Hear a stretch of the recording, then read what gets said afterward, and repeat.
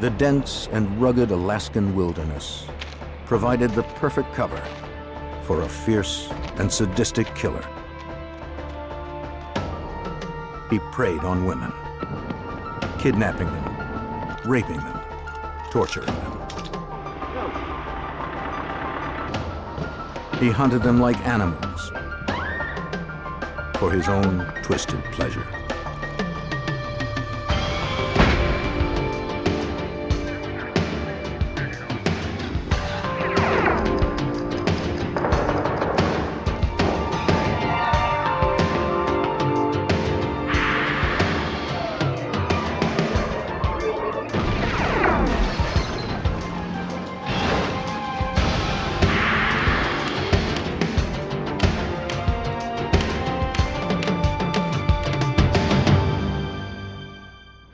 In the 1970s and 80s, people went to Alaska looking for a fresh start, to reinvent themselves, or to disappear for a while.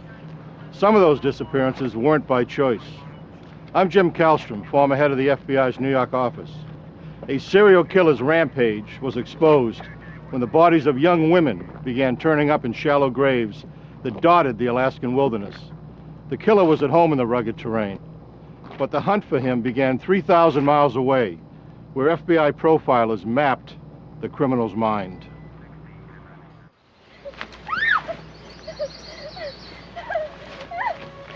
She was a hopeful young model looking for her break.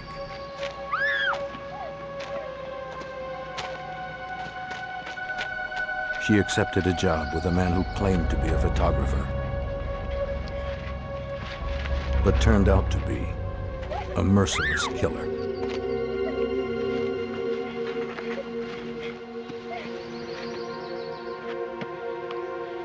She wasn't his first victim, or his last.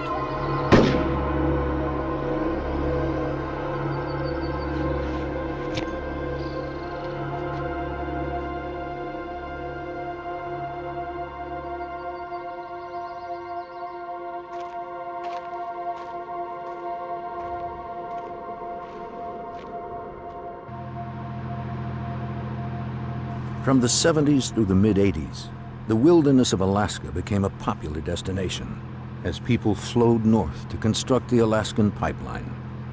The population boomed. On August 13th, 1982, two off-duty Anchorage police officers were hunting moose near the Knik River, in a wilderness about 20 miles from Anchorage.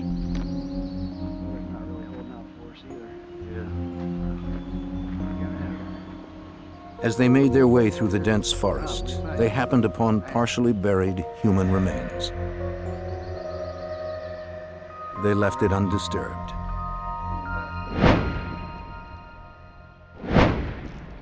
The next day, crime scene technicians from the Alaska State Troopers arrived at the scene. Crimes out here fell under state jurisdiction. Besides clothing and an elastic bandage, troopers found a .223 caliber shell casing in the shallow grave. Conveniently buried here in the sand. Dental records identified the remains as 23-year-old Sherry Morrow, an exotic dancer reported missing a year earlier by her boyfriend. Troopers called him in to break the news. Her clothes matched the ones he reported her missing in, but her good luck charm, the gold arrowhead pendant she never took off, was gone. Morrow was probably murdered shortly after she disappeared, giving the killer more than a year to cover his tracks.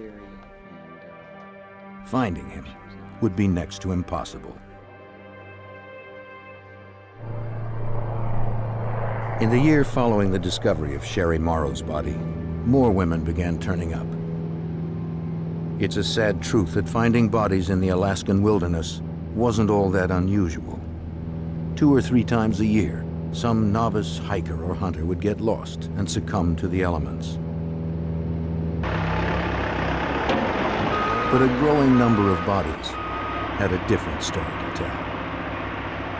During new road construction on September 2nd, 1983, a crew unearthed human skeletal remains not far from where Sherry Morrow's body had been found 1 year earlier.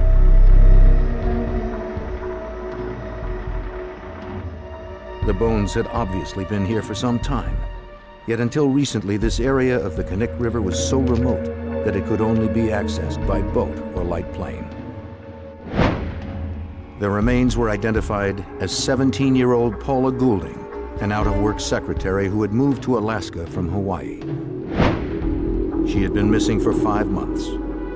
Like Sherry Morrow, she had taken a job as an exotic dancer to make ends meet. And like Sherry Morrow, a .223 caliber cartridge was found at the site. For Alaska State Trooper Wayne Van Clausen, the connection was frightening. And that's about when everything started to become kind of scary for everybody, because the profile was the same. They were topless dancers from the clubs downtown, but that was certainly when there was the belief that there was a serial murderer out there. 2 bodies had been found, but now troopers believed there were more. They began to revisit missing persons reports. Many of those reported missing were exotic dancers, but in Alaska, their disappearance was not unusual. Missing persons was a relatively low priority. Statutorily, if you're an adult, you have a right to be missing. And there were a lot of instances where these girls would just jump on a plane and go away. Between 1980 and 1983, 12 women had been reported missing. That was only a fraction of the unreported total. Troopers now wondered how many of the missing women were victims of the killer. That would be difficult to determine. The Alaska State Troopers sent the evidence from the Sherry Morrow and Paula Goulding crime scenes to the FBI's laboratory in Washington, D.C. for analysis. The FBI ran ballistics tests on both shell casings to see if they were shot from the same gun. State troopers hoped the results could provide them with strong evidence that the same person committed both murders. The lab results were conclusive. Both women were killed by the same high-powered rifle. There was little doubt. Alaska troopers were dealing with a serial killer. While they began their hunt for him in the wilderness, the Anchorage police were dealing with their own problems.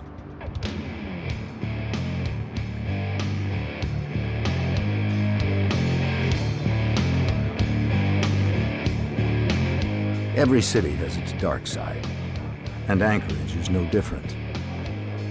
Except that in Alaska, the nights are longer and darker. In the 70s and 80s, Anchorage was a frontier town. Men came here to work hard, and women followed to ease their loneliness. Some women were lured to the strip clubs, hoping to earn a quick buck.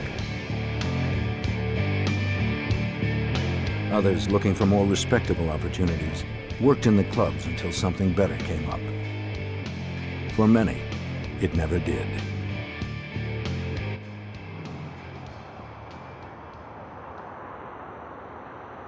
And in the city's streets roamed a stalker. He chose carefully. His victims were hardly missed. For in a city made up largely of strangers, it's difficult to be a missing person.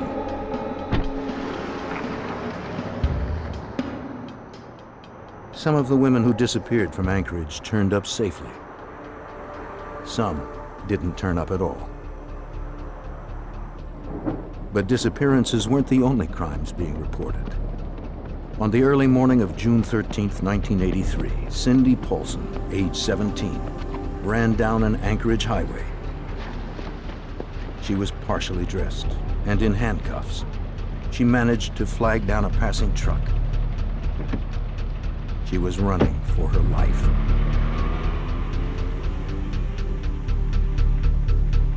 The motorist dropped her off at her motel apartment. The desk clerk had called the Anchorage police. Miss Paulson? An officer removed her handcuffs and tried to calm her. You all right? Here, let me get this. Anchorage police officer Greg Baker recalls the incident.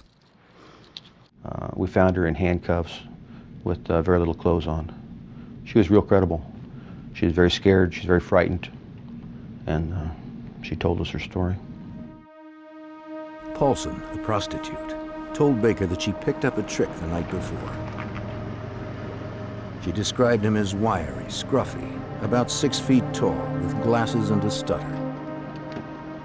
He was not the kind of person she thought of as threatening. But as soon as she stepped into his car, he handcuffed her and put a wood-handled revolver to her head.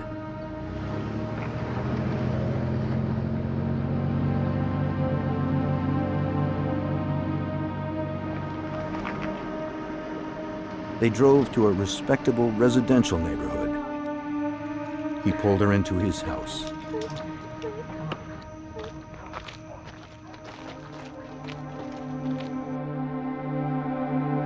The place was well kept and full of hunting trophies.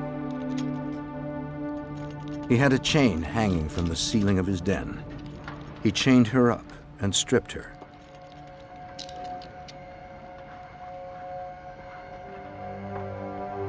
And there she was tortured and raped repeatedly for hours. Then he went to take a nap, leaving her there. But he wasn't through yet. He said he was going to take her to his cabin in the wilderness. He said if she tried to get anyone's attention, he'd kill her, and them as well. He told her he already had his alibi worked out. His friends were willing to lie for him. No one would believe her story. They ended up at the airport. She could see him loading a weapon into a small aircraft. She also saw her chance for escape. Her one chance to save her life.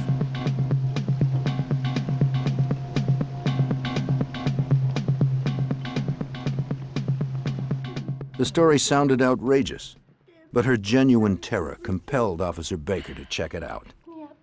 I had a very street-smart female, scared to death, with a story about being taken at gunpoint and held prisoner at a specific location that she described where it was, so she knew where it was.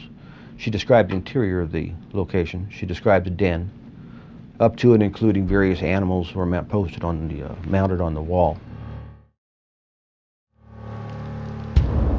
En route to the hospital for an examination, Paulson insisted on stopping at the airport to show police the airplane she had seen earlier. She positively identified it. While we were in there, we had a security guard stop us and describe the car the same way that Cindy described the car, and in fact gave us a license number. That license number confirmed the address, or the area at least, that Cindy had given us regarding where the house was. Police went to the address to speak to the owner of the car.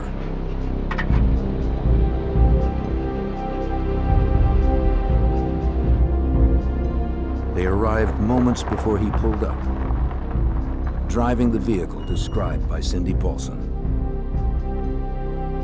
So far, everything Paulson said had checked out. But the suspect had his own story to tell.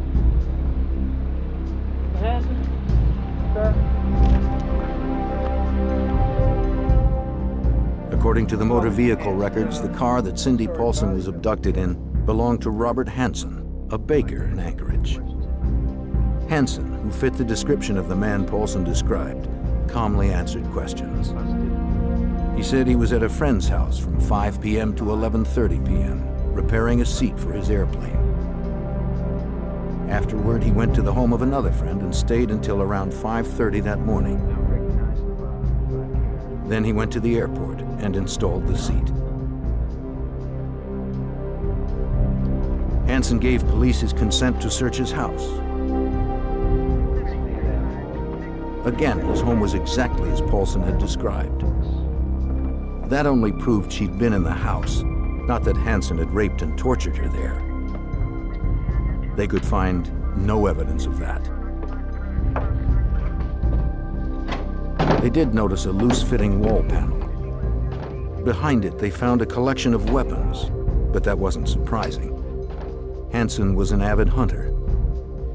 They did find a revolver, but it didn't match the one that Paulson described. The gun, the chain, and the blanket she was wrapped in were nowhere to be found.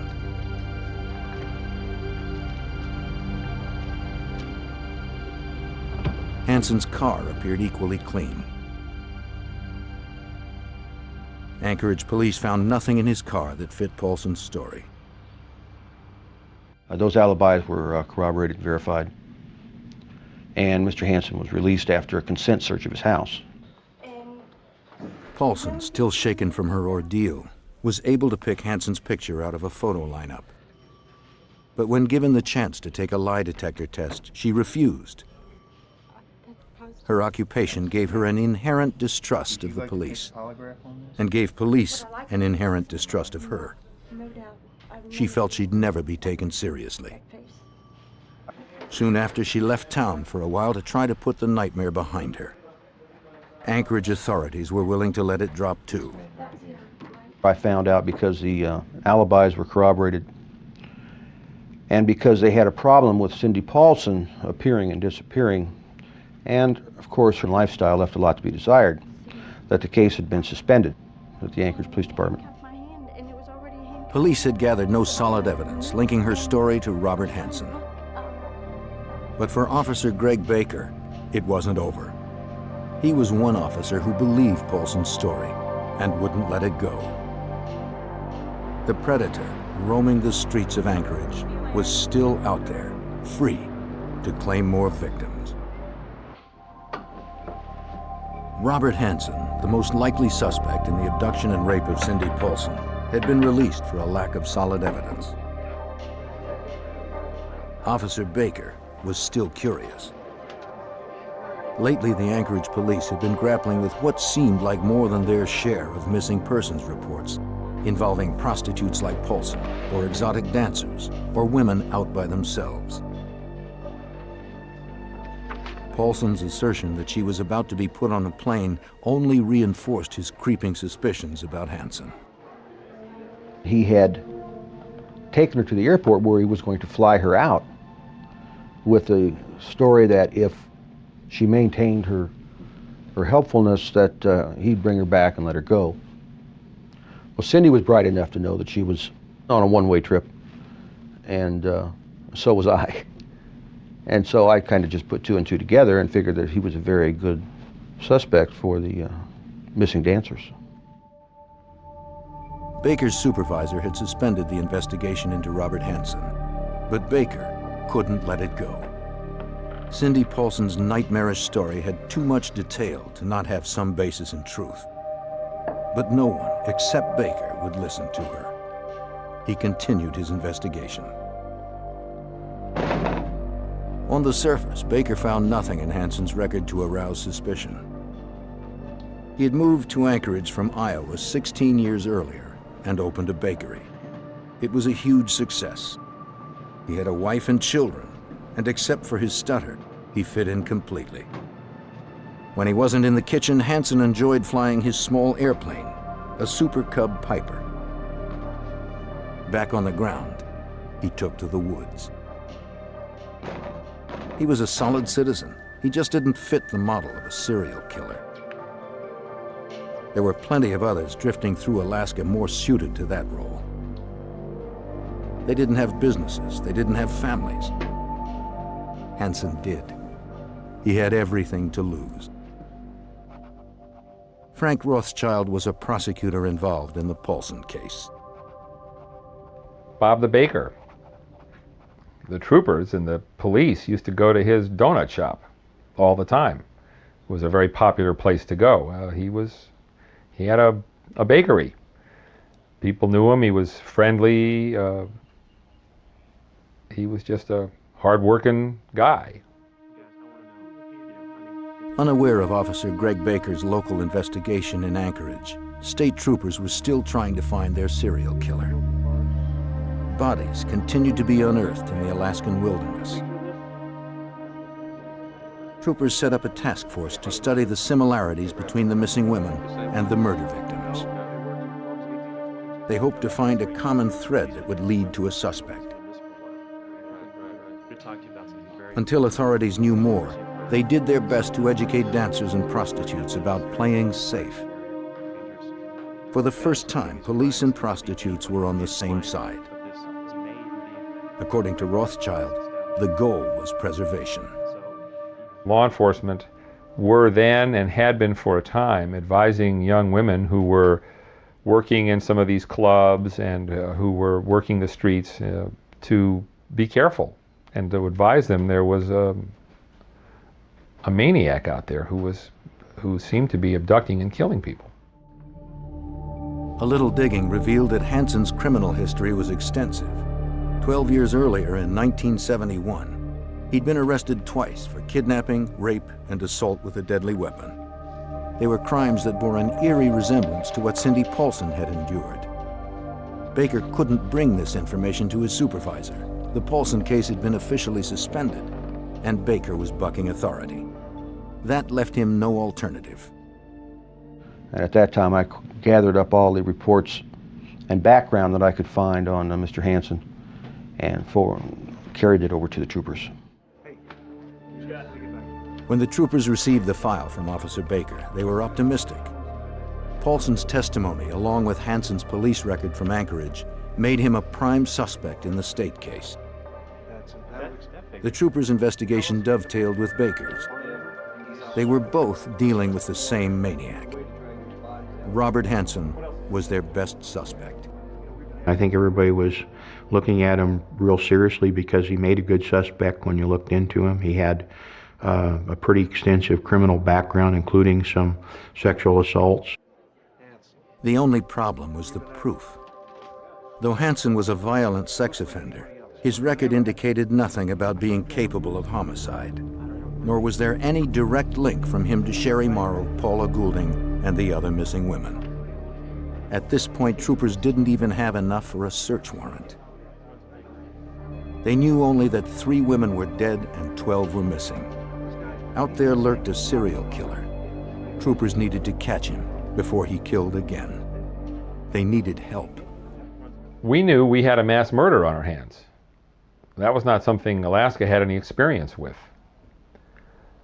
Somebody obviously knew that the FBI not only had experience with it, but had set out this unit that was designed specifically to try to assist in discovering who these people were.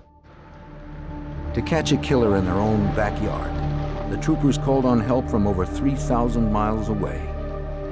Only the FBI had the resources needed to get inside a killer's head. When the Alaska State Troopers determined they had a serial killer on their hands, they realized they didn't have the expertise to stop him.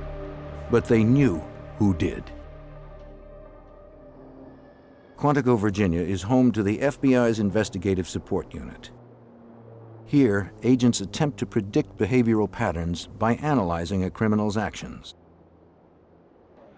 Retired FBI agent John Douglas helped pioneer behavioral profiling and still works as a consultant. His profiles are based on 25 years interviewing convicted killers. They taught Douglas how to think like they do. He's learned that serial killers are acting out their fantasies of control and conquest. As Douglas slowly wins their trust, he takes them back to the scene of their crime. You finally get them talking, they start giving you that 1,000-yard stare. They're back 10 years ago, 20 years ago when they were perpetrating the crime, and they kind of lock into that 1,000-yard stare, and their memory is just so precise. And the fantasy is what keeps them going over and over and enables them to survive when they're incarcerated. So I got to tap into that. It takes time, but once I'm in there, I get tremendous information. From these interviews, he distilled a checklist of traits and habits that serial killers share. They start young, with lesser crimes such as arson or cruelty to animals. Over the years, their violence builds. To every new case, profilers bring the knowledge of how killers evolve. To understand the criminal, you must look at the crime. You just want to see if you can come up with an analysis based upon preliminary police reports, crime scene photographs, a profile of the victim, autopsy protocol, reviewing that review the autopsy photographs, do an analysis of the overall crime, the risk level that the subject took, the victim risk level, analysis of the area, maybe the crime scene, maybe you have multiple crime scenes, and then based upon that, you attempt now to come up with a specific type of profile. By examining every aspect of an unsolved crime, a profiler can determine specific characteristics of that killer, such as age, occupation, and physical characteristics. The troopers contacted the FBI to see if the Bureau could work up an analysis of the Anchorage killer. They hoped the profile would sharpen the investigation and bring overlooked clues to light. The troopers gave the FBI what they needed to build the behavioral profile. For a scrupulous, accurate profile, they required only facts from the troopers, no analysis or theories. Trooper Wayne Van Clausen didn't want to lose any time. The information he received from Officer Baker aroused his suspicions about Robert Hanson, but he needed more information. Criminal records were just beginning to be computerized, and he didn't have access to them all in Anchorage. While the profile was being developed, he went to Juneau to collect Hanson's records from the Superior and Supreme Court archives. In his fact-finding mission, Van Clausen researched every town that Hanson had ever lived in. He found reports on Robert Hanson dating back to 1961. He gathered all that he could carry, sent the rest by truck, then headed home. While he was in Juneau, the FBI had come through with a criminal profile of the serial killer. The fact that the killer was so prolific meant to Douglas that he could function unnoticed within the community. Someone who worked independently, most likely a business owner. The killer would be an avid outdoorsman, since the bodies were recovered in remote areas of wilderness. Since he preyed on prostitutes, Douglas concluded the killer had difficulty talking to women, had low self-esteem, and grew up feeling like an outcast. Based on killers with similar profiles, Douglas provided a specific characteristic to explain the cause of those feelings of inadequacy, a feature that bore an eerie resemblance to Robert Hanson. The one that totally blew us all away, I think, is that when they said he's either going to be a stutterer or someone who has a lisp, a speech defect. How do you figure that? But that was one of the things that they suggested might show up. The FBI profile pointed to Robert Hanson, but the depths of Douglas's insight were about to be known. Upon Van Clausen's return, troopers studied the files. The records showed that Hanson had spent 3 years in a reformatory for setting fire to his old high school's bus garage. Based on their work with previous killers, the FBI profilers said the killer would have a history of arson. You have a boyfriend? Yes, actually I do. Yeah. The profile painted the killer as a social misfit. Hanson's court-ordered psychiatric reports from his days at the reformatory bore this out. I'm really busy right now, you know. I don't mean anything like, His stutter was a social barrier that undermined his self-confidence. Whenever he tried to assert himself, he'd be slapped I have a lot of down. work to do, or I'm gonna call security on you. He never forgot the sting. The profile said the killer would learn to function as a normal member of society while his perversions festered within. His record showed that in his 30s, Hanson began working at a bakery. He would brag to co-workers about his kleptomania and the sense of power it gave him.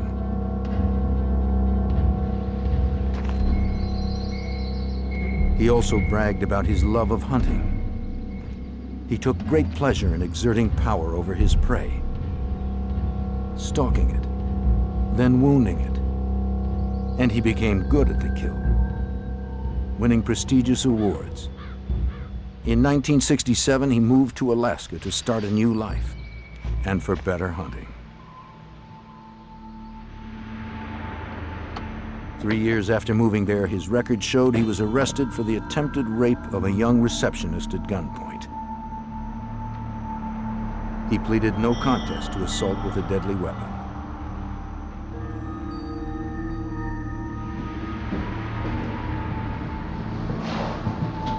A little more than a month later, he was indicted for the attempted assault of an 18-year-old woman he'd followed home. As soon as the man got to Alaska, he was involved in theft cases, he was involved in abductions, he had psychiatric evaluations showing him to be really unstable and having all kinds of weird sexual fantasies and the rest. True to the profile, Hanson seemed a respectable citizen, so the courts were lenient. In one case, he claimed to have memory lapses and was given psychiatric treatment and 5 years in a work release program. He abducted one of his early victims outside a coffee shop, took her to a cabin in the wilderness, and raped her at gunpoint. She was 17 at the time. He told me, of course, if I called the police, that he would hunt me down and kill me. He told me he was a fine, outstanding businessman. He had never mentioned at any point when during the rape time or before or after that he was married, but he said he's a fine, outstanding businessman and that I was just a kid and nobody would believe me. And he was right. Everything the profiler said about the perpetrator of the serial killings fits suspect Robert Hanson, a truly dangerous man who was passing as a nondescript face in the crowd. While troopers zeroed in on Hanson, they spread out to search for more victims in the Knik River area, where 3 bodies had been found. They believed that the dancers who were still missing may have been buried close to the other grave sites. But troopers came up empty. The area was too large and remote to cover completely. Despite the compelling FBI profile and the past police records, troopers lacked anything tangible to link Hanson to the killings. His police records were too stale, the evidence too circumstantial to hold any weight in a court of law. Investigators hoped that Cindy Paulson could help. She was the only surviving victim to Hanson's current wave of violence. Perhaps she could remember something else from her ordeal. Paulson gave another statement, but this time she was able to ID one of the guns Hanson had in his possession. Aside from Paulson, Hanson had not been implicated in a rape or abduction for more than 10 years. But in the hopes of strengthening their case and establishing a pattern of behavior, investigators searched for another of Hanson's victims from years earlier, whose experience matched Paulson's. Although this prior victim no longer lived in the area, troopers tracked her down and asked for her help. I had gotten a call from Alaska asking if I would like to maybe help with a conviction for Mr. Hanson. They had explained to me that he had killed, to the best of their knowledge, 7 women. And they explained to me that the last woman had broken free. She agreed to testify when the time came, but troopers still had a weak case. Though troopers felt confident they were on the right track, they didn't have enough to prove that Hanson was a serial killer. According to Anchorage Police Officer Greg Baker, Hanson knew that authorities were onto something. One morning I was driving by and I needed to get some donuts for the shift. Mr. Hanson was there, and he had a window that he stood in and decorated cakes and cupcakes and cookies. And I remember watching him. He kept looking up at me, and you could tell he was nervous. And he kept putting frosting on his thumb. And I liked that. Although investigators had Hanson in their sights, they still lacked the evidence to connect him directly to the crimes. But because Hanson matched the profile so closely, Douglas flew to Alaska to review the case and to brief the troopers and prosecutor Frank Rothschild on how to proceed with the suspect. information that's already in front of him to release. Douglas was confident that Hanson was their serial killer. The hunter was now the hunted. So the mission was to provide a analysis for them. Does he have the capability to commit a crime like this? And the answer was yes. I believe this prostitute, and I believe he's capable of perpetrating these crimes. Douglas's idea was to bring Hanson in for questioning while simultaneously searching his house. To obtain a warrant, investigators needed to list specific items they believed to be in the house.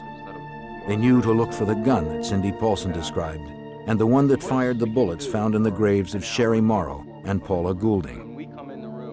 That wasn't enough. They needed a home run, something that would prove Hanson's guilt in no uncertain terms. They asked Douglas if there was anything else to list in the warrant. Yes, some of the research findings is we're dealing here with a serial killer. And serial killers, it starts off as fantasy. And one of the things to keep the fantasy going after the crime is because they're on the hunt nightly looking for victims, is they take some type of memento. We call them either souvenirs or trophies, something belonging to the victims. Douglas helped prosecutors write the affidavit based on the likelihood of finding mementos mentioned in the profile. Okay, anything else? I've got those two. Anything from a piece of the victim's jewelry to a driver's license. We don't have any. But a behavioral profile had never been used as the basis of a search warrant in the United States before. Rothschild knew he'd need to back it up with more conventional information. Obviously, the district attorney's office wanted this search warrant to be bulletproof. They wanted it to be absolutely, positively, without flaw, because they knew this was a big, big case. The last thing they wanted was to have something wrong with the search warrant and have all the evidence thrown out. The affidavit swelled to 48 pages. The judge granted 8 search warrants for Hanson's property. Now, they just needed Hanson. They had learned his pattern, knew his schedule. On October 23, 1983, they went to pick him up at his bakery. But Hanson wasn't there. He'd gotten off to a late start, unwittingly keeping the troopers waiting 20 tense minutes.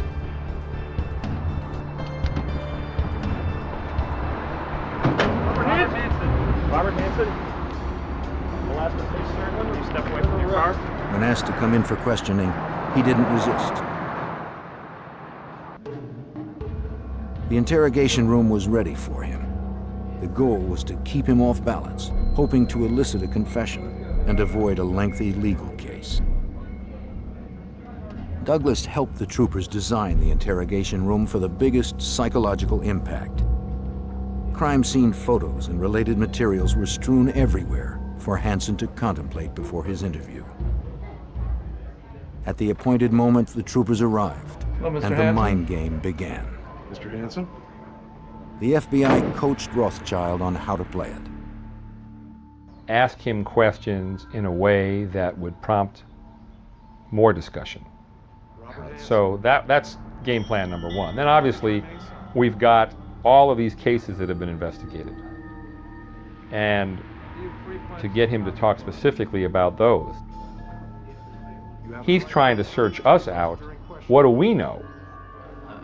So I could see his game plan was to kind of find out what we knew and play off of that.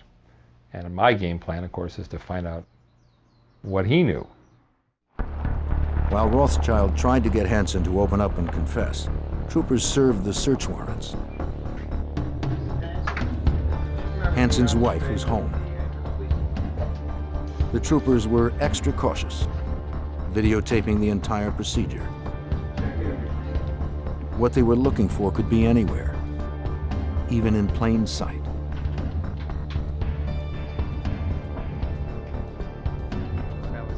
Hanson knew the troopers had access to his police and psychological records. He didn't tell authorities anything they didn't already know. He spoke of his painful upbringing, his strict family, his anger.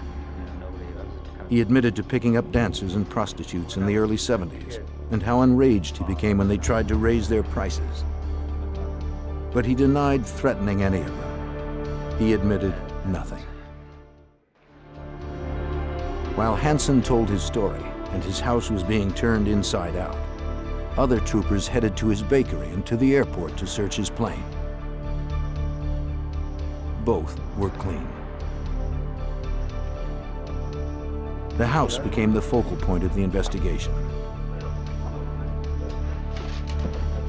A careful search of the upstairs bedroom finally yielded a curious and eerie discovery.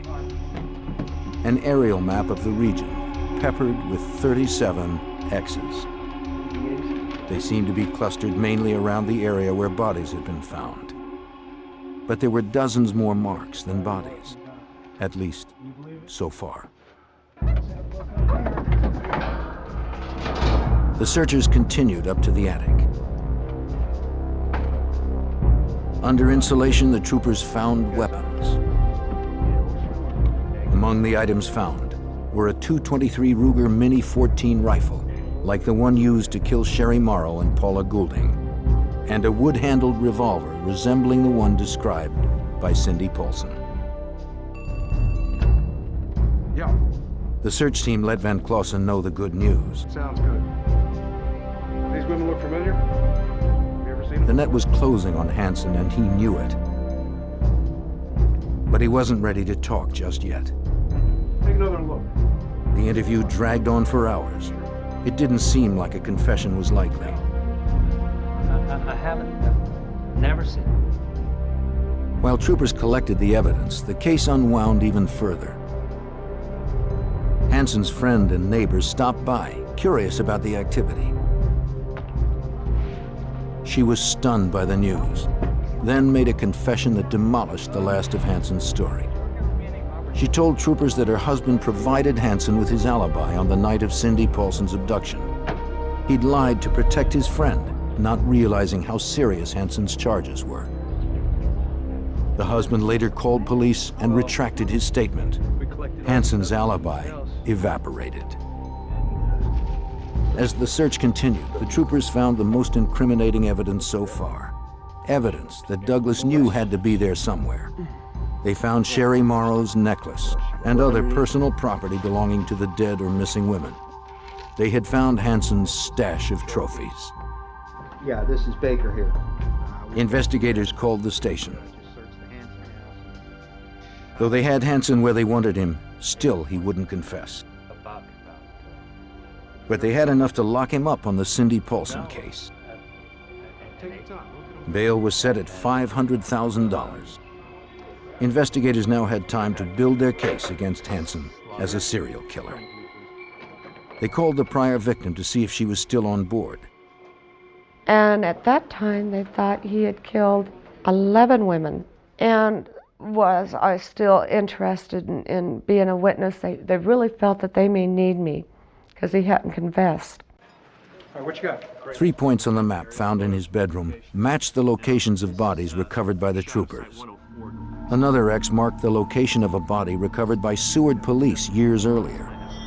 The remaining X's presumably marked the graves of more victims, dozens of them. Looking at the map obviously was pretty chilling because we believed the map. The map was a body count as far as we were concerned. The man had kept track. He didn't have newspaper clippings. He had the map. When the troopers believed they had enough to convict Hanson on at least 4 murders, they confronted him and his lawyer with the evidence. Hanson couldn't refute it. He had no place left to hide.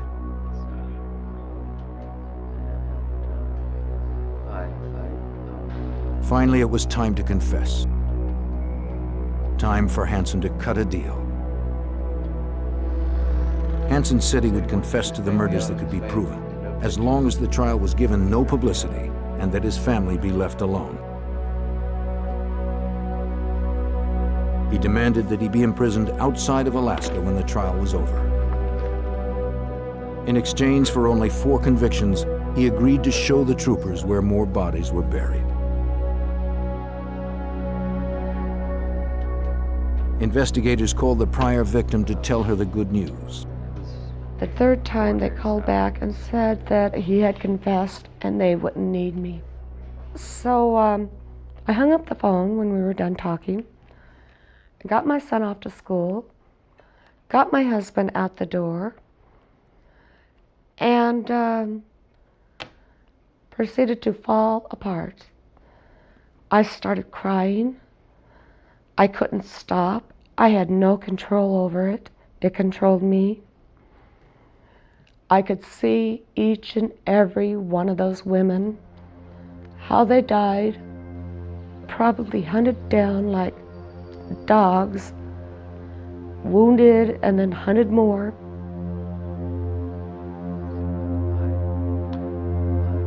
In his confession, Hanson described how he would take his victims into the woods and hunt them as prey.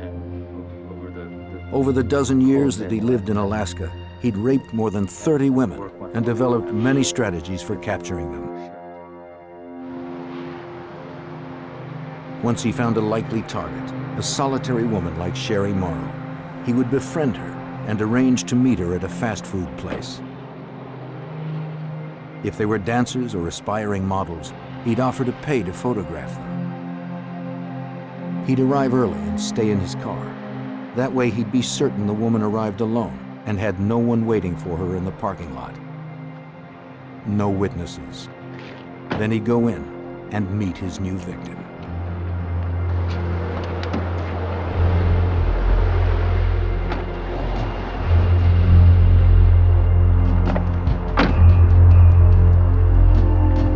One half of the handcuff was already fastened to the seat. Hanson boasted that snapping the other half onto his victim's wrist while reaching for his gun became like a reflex. Then he would take them home or to a remote motel to rape and torture them. Afterwards, he'd blindfold them and drive or fly them to the outskirts of town until he arrived at a secluded spot, his hunting ground. His habit was to toy with his prey before he made the kill.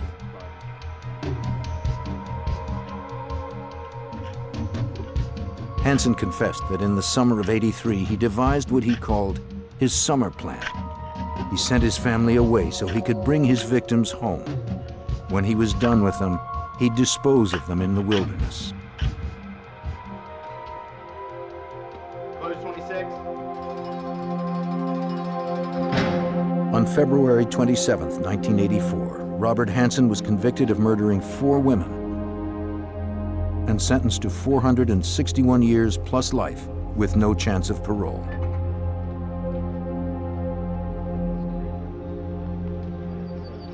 After his sentencing, Hanson accompanied troopers into the field to find more of his victims, represented by X's on his map. A total of 8 victims were found. Some places on the map went unexplored. Bears scavenged others, scattering the remains. Investigators will never know how many of the 37 X's represented one of Hanson's victims. According to John Douglas, the map might have depicted only a small part of his hunting grounds.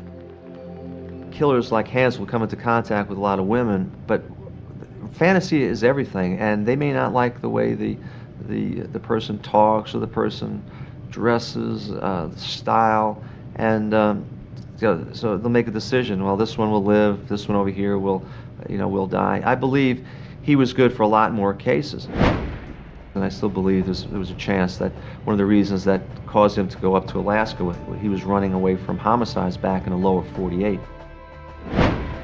In the United States, an estimated 35 to 50 serial killers are active at any given time. Profiling has made them easier to spot and apprehend.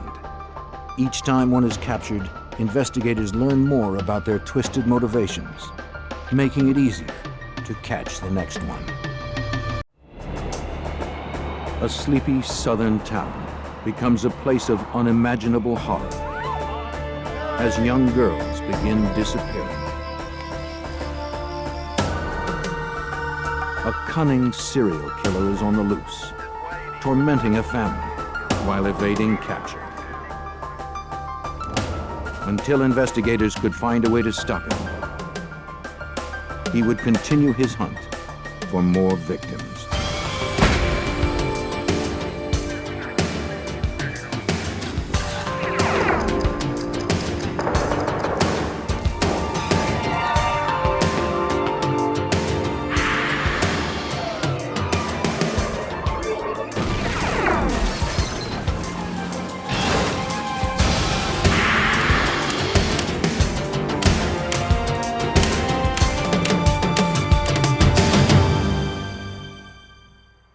He was a predator, abducting girls and young women from their own front yards in broad daylight. He was a sadist, phoning one victim's family, taunting them, boosting, then dashing their hope. And he wouldn't stop until we stopped him. I'm Jim Kallstrom, former head of the FBI's New York office. This serial killer, whoever he was, could pass unnoticed in society. Yet he craved the attention his crimes provided. Somewhere in this contradiction lay the key to his exposure.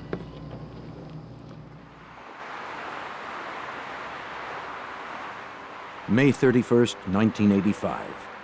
The afternoon sun over South Carolina roasted the town of Lexington to a blistering 100 degrees. Sherry Faye Smith had found relief from the heat at a pool party with her boyfriend and fellow high school seniors.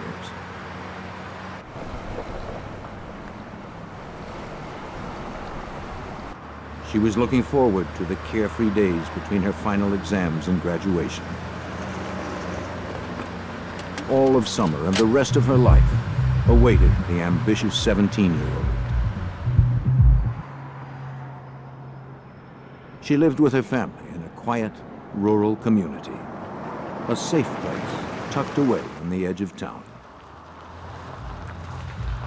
The Smiths' home sat on a generous lot of dense woods. The house was about 200 yards from the road. Sherry's dad, Robert Smith, served as a local pastor. This Friday afternoon, he worked at home in his second-floor office. He looked up from his studies to see his daughter pulling into the driveway and stopping to get the mail.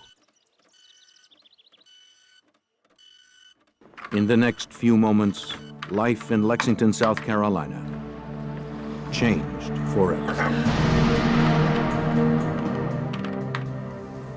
Expecting Sherry to walk in the house, Mr. Smith looked out the window again. He noticed her car remained near the mailbox, but she was nowhere in sight. Immediately, he felt something was odd. He decided to take a look. Sherry suffered from diabetes. With her blood sugar out of balance, she might become disoriented or incapacitated.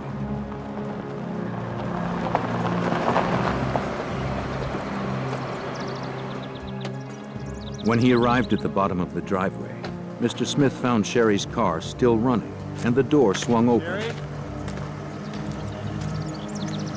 Sherry? But his daughter was gone. There was no response to his call. Sherry? His mind began to race as he imagined the possibilities. Could she be lying in the woods somewhere, unconscious or in shock? Sherry? He yelled louder as he grew more frantic with worry. Sherry? There was no sign of her anywhere. Sherry was gone. Mr. Smith immediately called for help. The assistant sheriff of Lexington County responded to the call. The distraught father explained that Sherry was not the type to just run off. I'm not sure what happened, but how much time it had. She was responsible, warm, and well-adjusted. Not the sort of teenager to run away.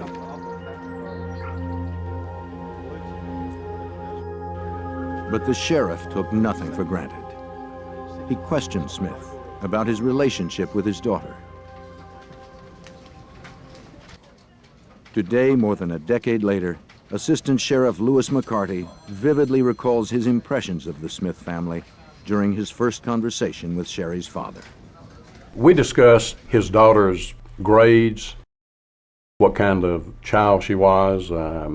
It was determined that there was no animosity between mother and father and daughter. The Smith family was a very, very close-knit family, a very religious family.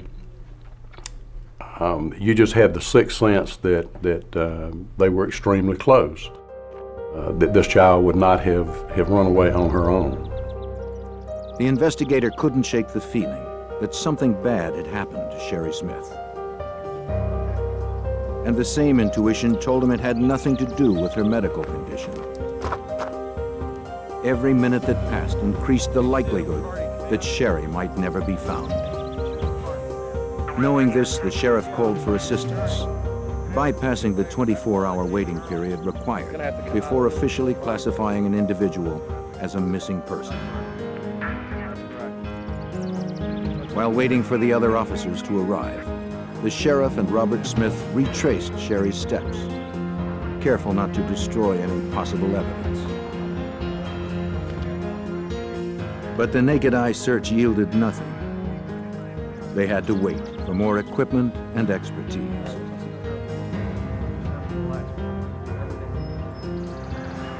Within minutes, officers from the South Carolina Law Enforcement Division, known as SLED, arrived at the Smith home.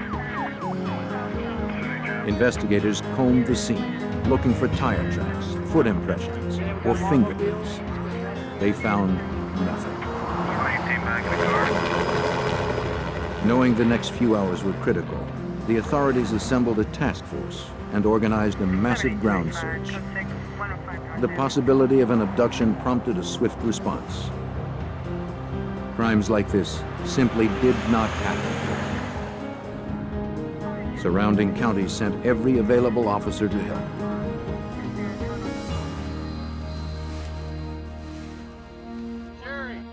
Word of Sherry's disappearance spread quickly through the close-knit community of Lexington. Hundreds of local residents offered to participate in the search. Still, they found no trace of the young woman.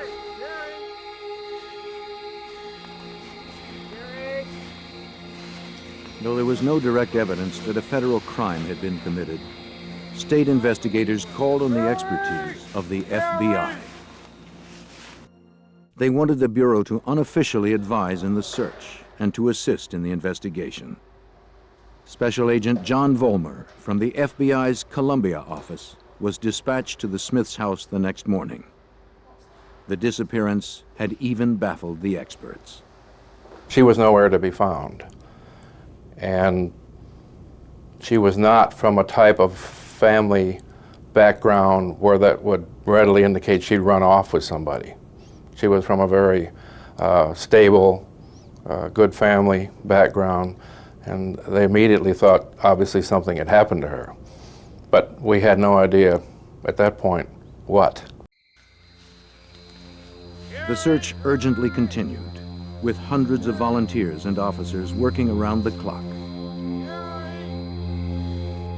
It was a daunting task. The heat and terrain hindered the hunt. When you're talking about looking in a county of 500 square miles, it's almost like looking for a needle in a haystack. It's extremely difficult because you don't know where to begin and where to go. 2 long, hot days of searching passed, and still there was no sign of Sherry. It grew more and more likely that this was an abduction. Horrified that a crime like this could happen in their town, the residents of Lexington were gripped by fear. Children were not seen without their parents. No one went anywhere alone. With every hour that passed, investigators hoped there was still enough time to find Sherry unharmed.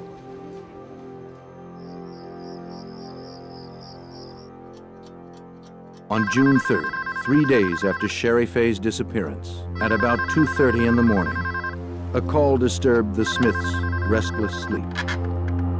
Robert answered the phone. A voice he did not recognize asked for his wife, Hilda. Hello? The caller claimed to be Sherry's abductor. Yes. The captor apologized for taking Sherry and insisted that she would eventually be returned. He made clear this was not a ransom call. He told Hilda that she would receive a letter in the mail later that day. Just tell us what you want. He promised he'd call back and hung up. He hung up. Though a phone tap had been set up earlier, the call was too short to get a trace. Sled officers who were at the Smith home called Agent Vollmer immediately. It really was unclear whether she was alive or dead. The caller was indicating that she was alive, that he would see that she was returned safely. And I think at that point everyone was hopeful that he was truthful and that in fact she was not dead and would be returned to her home and family. A letter, hopefully containing clues to Sherry's whereabouts, would be a welcome break. But first they had to find out if the letter, promised by the caller, really did exist. Not wasting any time, they woke the town's postmaster and ordered him to open the post office before daybreak. Then they went to work, sifting letter by letter through the piles of outgoing mail. Long envelope, something similar to this. After a half hour, the postmaster found an envelope addressed to the Smiths. Carefully, they slipped it into an evidence bag and sent it to the sled forensic labs for analysis. Inside the envelope, examiners found a 2-page letter written on yellow legal paper. Their excitement melted into horror as they began reading the letter. It was entitled, Last Will and Testament. It began, I love you, Mommy, Daddy, Robert, Dawn, and Richard, and everyone else, and all other friends and relatives. My thoughts will always be with and in you. Casket closed. I am sorry if I ever disappointed you in any way.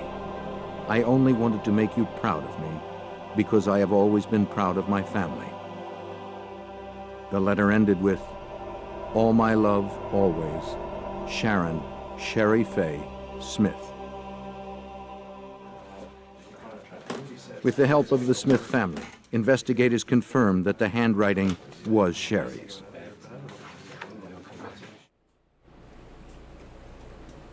Lab examiners began the painstaking task of analyzing the letter. Searching for prints, hairs, fibers, and other clues would take weeks.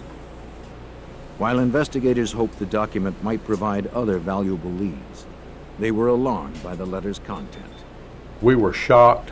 We were concerned for her well-being.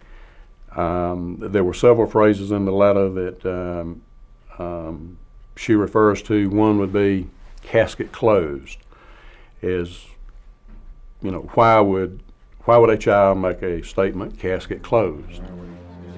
Sherry's fate was unclear. The abductor had all the answers. He had promised to call again. Until he did, the Smith family clung desperately to hope. Just days after Sherry Faye's disappearance, her abductor had called to taunt the family. Since then, agents and detectives set up a voice recorder in addition to the tap already on the Smith phone. Having the abductor's voice on tape would be invaluable.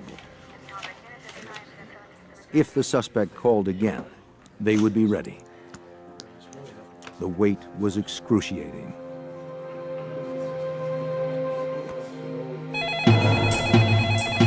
At 8 o'clock on the evening of June 3rd, the phone rang. Go ahead and answer and try to stay on the phone as long as possible. Hello? It was the voice from the night before. He spoke to Hilda. Did you receive the letter today? Yes, I did. Okay, so you know now that this is not a hoax call. Yes, I know that. Okay, listen real carefully. I got to hurry. I know these calls are being traced. Is Sherry with you? Sherry is now a part of me. Physically, mentally, emotionally, spiritually, our souls are one now. Your souls are one now with Sherry? Yes, and we're trying to work this out. So please do what we ask. The trace had been successful. Go ahead, US 1. The suspect had called from a phone booth about 20 miles away from the Smith home. A network of sheriff's deputies staking out the area raced to the scene, hoping to catch the caller still on the phone. But when they arrived, all they found was a phone dangling off the hook. Area, any cars? Give me plates, any cars leaving the immediate area right now. He had slipped away, leaving nothing behind, not even fingerprints. They just missed him. Sherry's older sister, Dawn, recollects the agonizing uncertainty. I didn't really understand what was going on at the time. I didn't understand that he was a very sick person. I'd never dealt with anybody like that in my life. But I really believed that he was taking care of her and that there had to be some reason for the madness of Sherry being taken.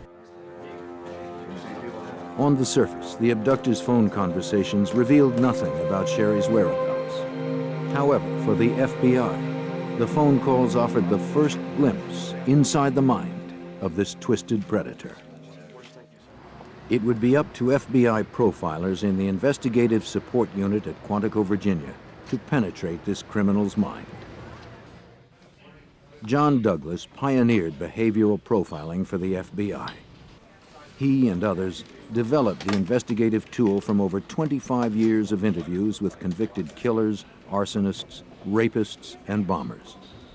Okay, good. When someone asks for a profile, what they're looking for are characteristics, which includes gender, includes age, race, sometimes body typing, educational level, occupational type.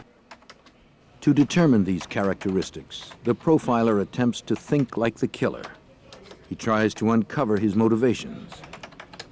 Examining every aspect of a crime reveals patterns of behavior. What emerges is a profile describing the type of person the killer will most likely be. After scrutinizing every detail of Sherry's abduction, Douglas generated a 22-point profile of the suspect.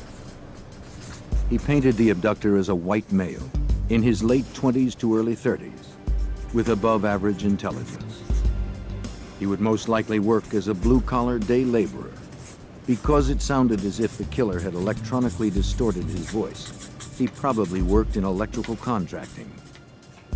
He would have a prior criminal record. Douglas also suggested he lived locally.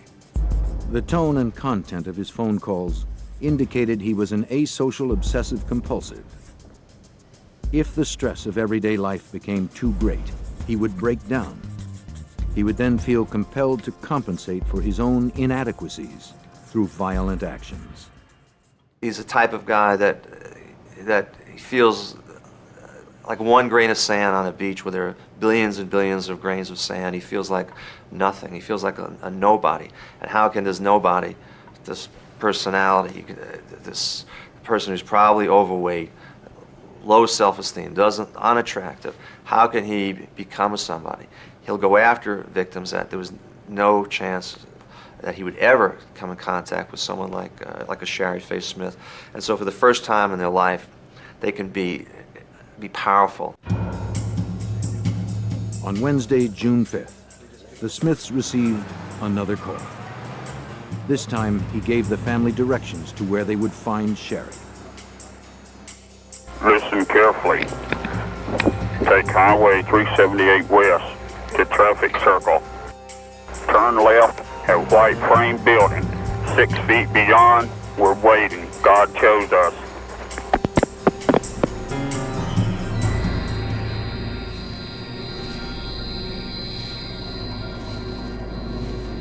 Investigators raced to the location, hoping they might still find her alive.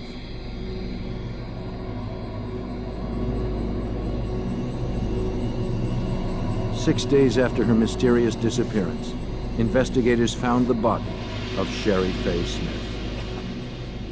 When the Smith family received the call to the location of the body, we went immediately there, and our worst fears came true.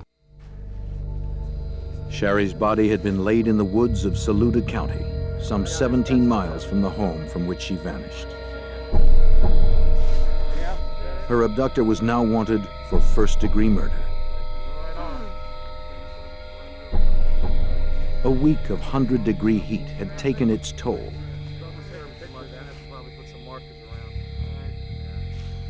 The body's advanced state of decay worked in the killer's favor. The medical examiner could not determine the exact cause and time of death. To John Douglas, the location and condition of the crime scene provided further insight into the suspect's mind.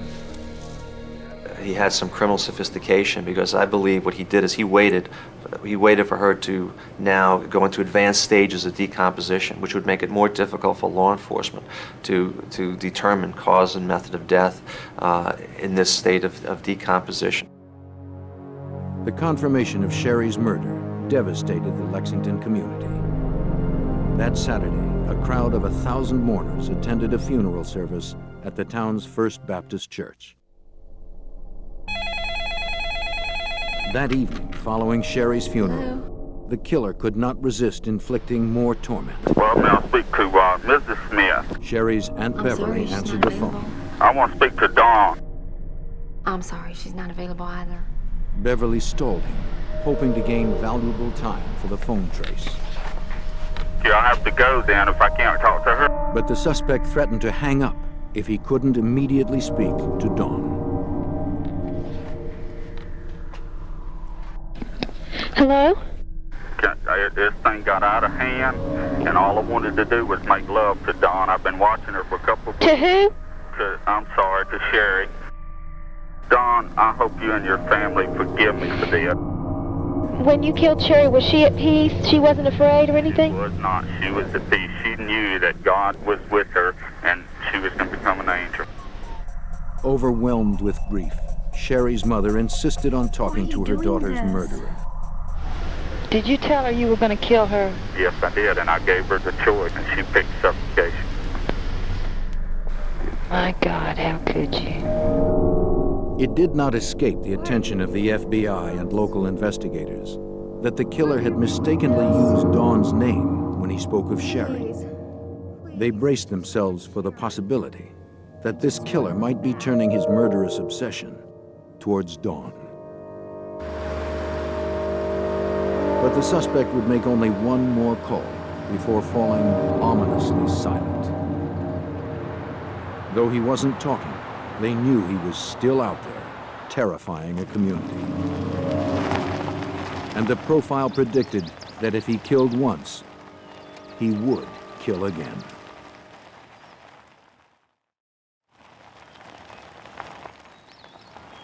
In June 1985, FBI investigators continued to hunt the kidnapper and killer of 17-year-old Sherry Smith. While investigators focused on the Smith murder, the elusive predator pursued other plans. On Friday, June 14th, 2 weeks after Sherry's abduction, a man grabbed Deborah Mae Helmick from her front yard in Richland County as she played with her brother. She was just 9 years old. The child's screaming alerted a neighbor. But the woman was not fast enough. The abductor managed to slip away in broad daylight.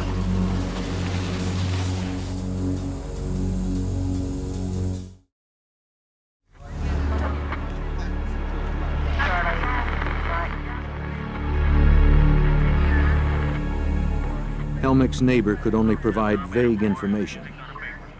However, the general description of the suspect and his method appeared eerily similar to the man the FBI wanted for the murder of Sherry. Richland County sheriffs immediately contacted the task force in nearby Lexington. Within moments of that abduction, we were aware of it, and began to focus on that case also.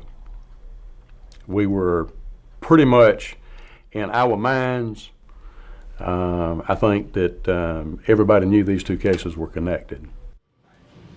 For John Douglas, the case took on an even greater sense of urgency. Deborah May Helmick's fate seemed almost certain. Once they get the urge, they're out looking for the preferential victim, but if they cannot find the victim of choice, they will go after whoever is available. And that was the case here with Deborah May Helmick. News of the second abduction brought Douglas down from Quantico, Virginia to South Carolina. The FBI hoped they could find 9-year-old Deborah May Helmick before her young life was cut short. In the Smith case, the killer's phone calls had been a critical link for the investigators. It had been nearly a week since Deborah's disappearance, and they hadn't heard from him. To get him to call, Douglas devised a plan. With the help of the local media, he would set a trap. And the way that One key element of the plan placed Dawn Smith in jeopardy. Douglas had to ask the Smiths to put their other daughter at risk to catch Sherry's killer and hopefully find young Deborah. Dawn agreed. A lot of times people thought we were twins. We looked a lot alike, and so they came up with this plan that if I were to answer the phone, maybe he would turn that fascination from Sherry to me. And if I could keep him on the phone talking long enough about Sherry, about himself, about anything to keep him on the phone, then they could trace the call and catch him. Allow him to... Douglas's strategy centered around a memorial service for Sherry. Investigators promoted the service in the local press. The agents hoped the attention to his first victim would rekindle the killer's fascination with Dawn.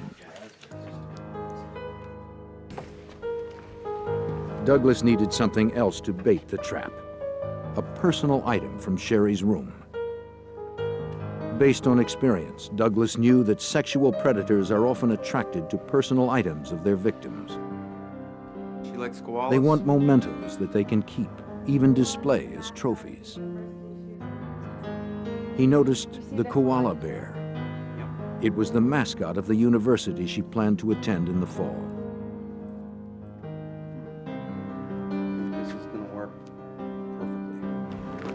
perfectly. The day of the memorial service, plainclothed agents swarmed the grounds, hoping their suspect would visit the cemetery.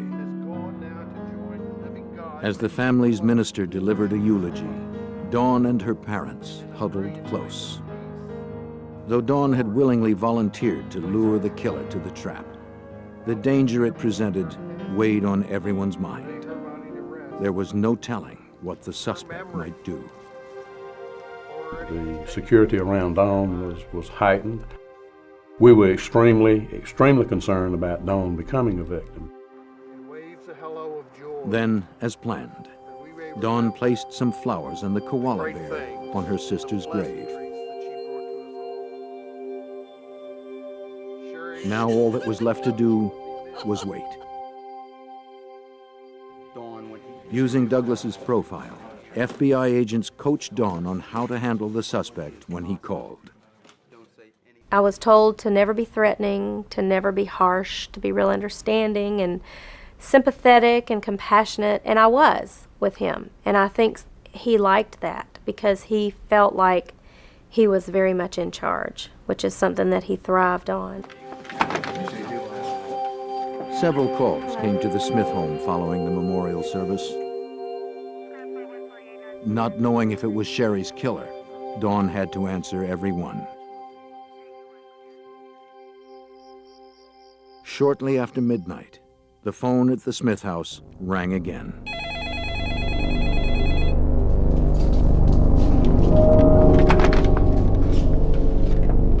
Hello? I'd like to talk to Dawn Smith from Sherry. Will you take the call? Yes. Go ahead, please. As Douglas had hoped, the culprit took the bait. And as anticipated, the killer had turned his focus to Dawn. You can't be protected all the time. He made it clear to her that she was going to be his next victim. You know, God wants you to join Cherry Bay. It's just a matter of time. This month. Despite the threat, Dawn kept him on the line, enduring abuse from the man who murdered her sister, while officials traced the origin of the call. Richland County? Yeah, okay, listen carefully. Go 1 north. Then, before hanging up, the killer offered directions. Turn right. Deborah May is waiting. God forgive us all.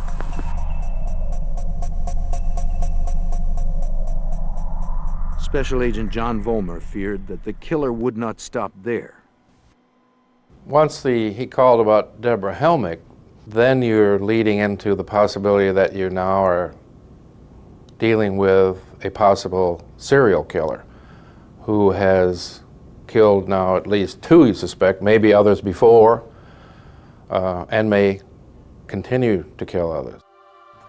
Despite Douglas's success at getting the suspect to call, no one had anticipated just how far away the killer would go to avoid detection. Tracing the call from outside the area took additional time. Again, the suspect left the phone booth moments before the authorities could reach him. We were very, very close to catching him on a number of occasions, and it's almost as if he sensed this and began to move further in making his phone call. Other investigators followed the caller's directions. There, they found 9-year-old Deborah May Helmick murdered. The gamble had failed. With every missed opportunity, the probability of more victims increased. And now, Dawn was the most likely target. Investigators feared the killer would make an attempt to abduct her. An elusive serial killer had already killed 2 girls around Lexington, South Carolina. The slim amount of evidence frustrated FBI investigators as well as local law enforcement.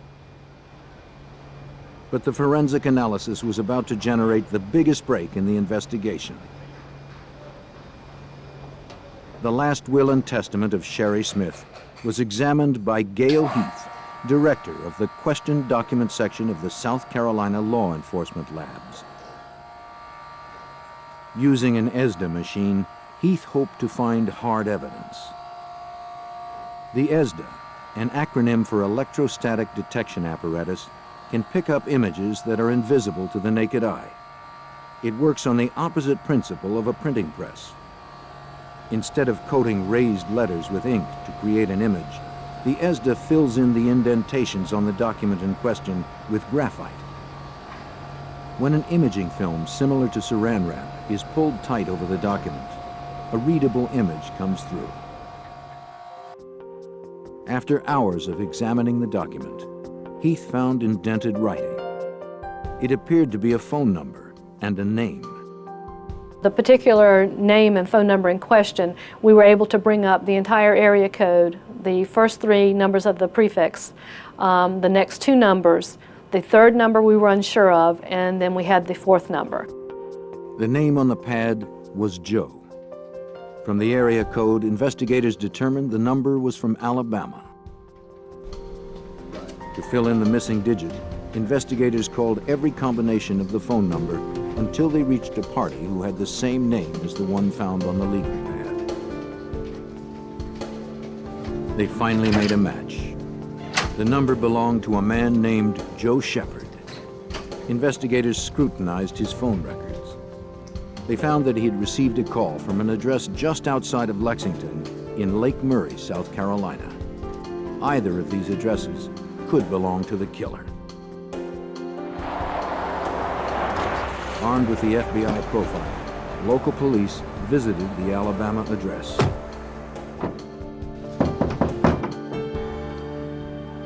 How you doing? You Mr. Shepard? They met Joe Shepard. He didn't match the killer's profile. Even though he was not a suspect, he could still be an important link to the killer.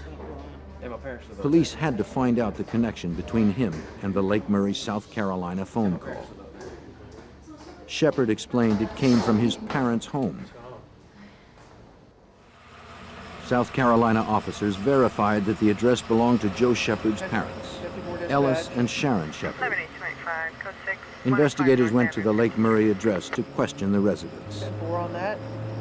The house was just 2 miles from where police found the body of 9-year-old Deborah May Helmick. 10-4. They learned that Ellis worked as an electrician in home construction. It was a profession the FBI profile predicted.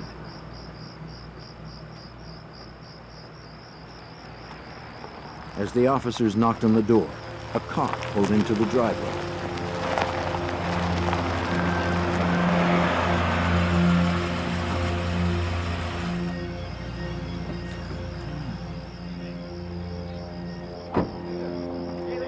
When investigators saw the Shepards, they immediately felt they had hit another dead end. Besides Ellis Shepard's profession, nothing else seemed to fit the profile. They questioned them anyway. The Shepards told them that they had recently returned from a 6-week trip. The officers casually asked if the couple knew about the Smith and Helmick murders. With every question, the police noticed Mrs. Shepard becoming more concerned. The Shepards were beginning to suspect their house sitter, Larry Jean Bell. As they described Bell, elements of the profile fell into place. He was a white male, in his 30s, who lived with his parents. He sometimes assisted Ellis in home construction. Just days earlier, when the Shepards returned from the vacation, Bell had picked them up from the airport. He talked to the Shepards at length about the cases. He was closely following the news of the murders.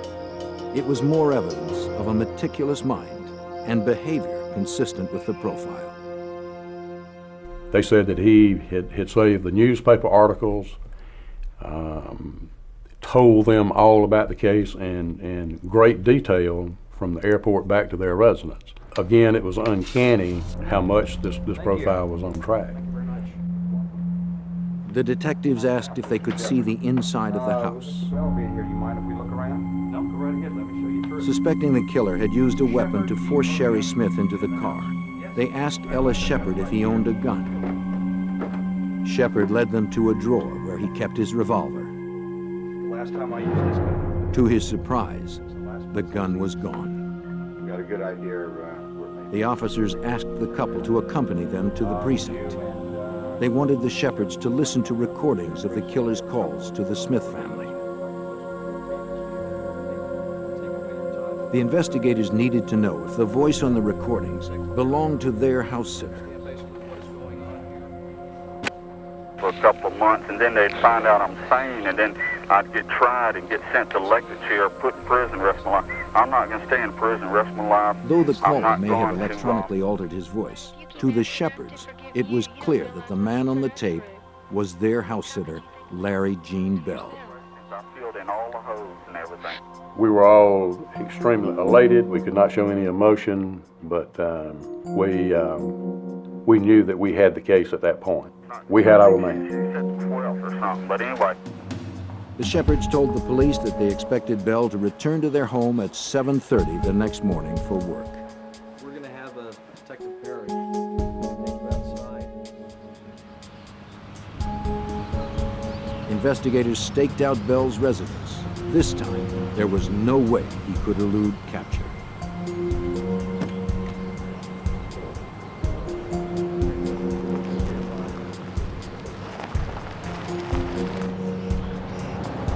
Larry Jean Bell headed down the highway to the Shepards.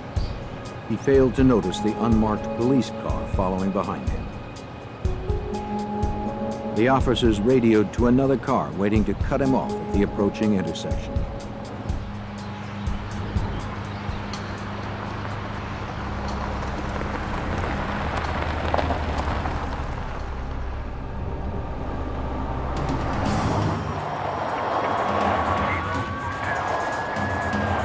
June 26, 1985, at 7:19 a.m., investigators finally trapped the elusive Larry Jean Bell. This time, It was the investigators who were one step ahead. Bell was arrested without resistance and taken to the precinct for questioning. With Bell now in custody, investigators still needed to build an airtight case to make sure he would never be free to kill again. Combining hard forensic evidence with the FBI profile, South Carolina police arrested Larry Gene Bell on suspicion of kidnapping and murder. But now they had to prove beyond any doubt that he was indeed the killer of Sherry Smith and Deborah May Hellman. It was up to Lexington County Solicitor Donald Myers to make the case. A career prosecutor, Myers was determined to convict the killer who had so horrifically taunted his victim's family. I did not like Larry Gene Bell even before I knew him. And I knew that this was probably the most publicized case that we would ever had. The most publicized in South Carolina up to that time. And I pretty much committed myself to go after him with everything I had. Though there was powerful evidence against Bell, it was only circumstantial. Still, in the state of South Carolina, a confession could guarantee the maximum sentence. Myers needed to make sure that Bell would never be able to take another life. Stacked up against him. He wanted a confession. He's facing a mountain of evidence. Again, they called on the FBI to help. They recommended setting up an interrogation room that would elicit a self-incriminating statement. For instance, a map showing where the phone calls were made, some pictures of the victim so that he's aware as he looks about the room to remind him of the victim. You might have fingerprint cards on the table. You might have notebooks or file cabinets that would have his name on them, all to make him think you obviously have narrowed in on him, you've got the goods on him, he might as well go ahead and give it up. While the officers prepared to question Bell, other detectives secured a search warrant for the Shepherd's house. For the next 12 hours, the forensic team combed every square inch of the home, looking for anything that would firmly connect Bell to the crimes. As the profile predicted, the house was in perfect order. It was meticulously cleaned, vacuumed, and dusted, particularly in the room where Larry Gene Bell had been staying. But beneath the orderly exterior, the team uncovered evidence of his deviance. The bed's pristine sheets concealed a thin, dirty mattress, and beneath that lay a porn magazine and a handgun that matched the description of Mr. Shepherd's missing .38.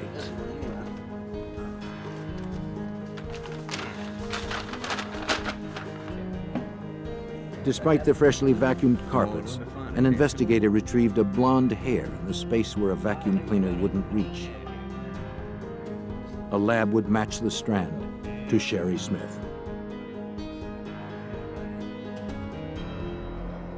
Mr. Bell, how are you this afternoon? While the investigators continued the search for evidence at the Shepherd's home, detectives at the interrogation carried out the FBI's strategy. First, they made sure Bell was comfortable. As advised by Douglas, they spoke to the suspect in a non-threatening way. They pretended to empathize with him, to understand his pain, in order to pry him open. They walked their suspect through the growing mound of evidence condemning him. At every chance, they reminded him of the victims. Bell denied everything. However, he did make a curious request. He wanted to meet Dawn and Hilda Smith. Hoping the mother and sister of his first victim might stir a confession, the Smiths agreed.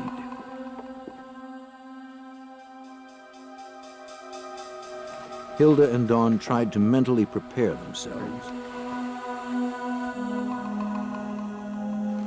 Finally, they stepped into the room and came face to face with Sherry's killer. He began to mumble and he began to speak about how he was sorry that the person sitting in that chair couldn't have been the one that had done this. But another Larry Bell could have been the one. He really didn't make a lot of sense. And so I remember sitting there, I remember looking at him, I remember listening to him, and I really just felt disgust. That I knew this was the man. And he wasn't even man enough to say, I did it, I'm sorry. Just trying to make excuses. But my mom said the most incredible thing to him. She said, I know you're the man that killed my daughter, and I can honestly say that I don't hate you. And he got teary. But Bell's emotional break went only to the point of tears. He never made the confession authorities wanted.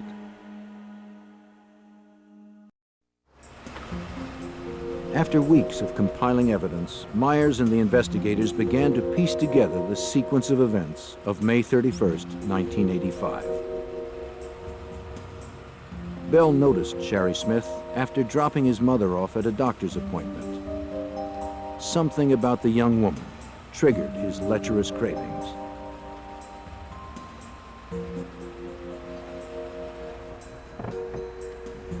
As she left the parking lot, Bell followed. His desire shattered what little restraint he possessed. He never let her out of his sight. Sherry did not notice the car following her down the road. She pulled into the driveway and stopped at the mailbox.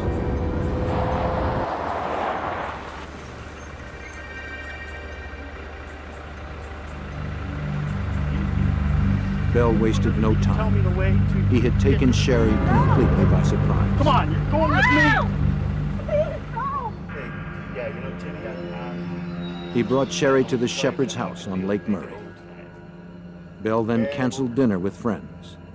He told them he wanted to stay at the Shepherd's and watch a baseball game. He had already tied Sherry to the bed.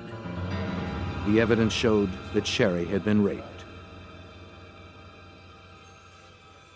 Before killing her, Bell coerced Sherry to write her last will and testament.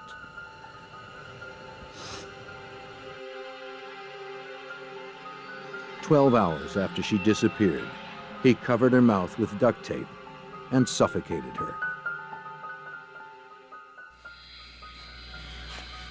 Investigators believed that she was dead by 4:58 a.m., the time Bell claimed that their souls became one. It took less than 1 hour for 12 South Carolinians to find Bell guilty of first-degree murder. Myers prosecuted Bell in a separate trial for the murder of 9-year-old Deborah May Helmick. He was found guilty a second time. With Bell's conviction, the Smith family could begin to rebuild their lives. There was a sense of relief that, okay, now he can't do this to me, he can't do this to anybody else, and he will be put away. Larry Gene Bell paid the ultimate price for his sadistic crimes. On October 4th, 1996, he was put to death in South Carolina's electric chair. Though the loss of Sherry Smith and Deborah May Helmick will always be felt, life in Lexington has slowly returned to normal.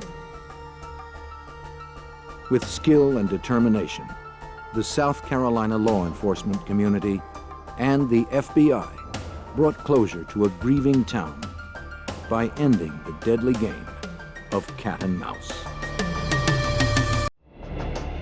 The sunshine and beaches of South Florida attract many types of people. Aspiring young models gravitate here with the hopes of being discovered. Beginning in February 1984, the dreams of stardom darkened into nightmares when several young women disappeared. It was the beginning of a string of brutal and terrifying murders that spread out across the country.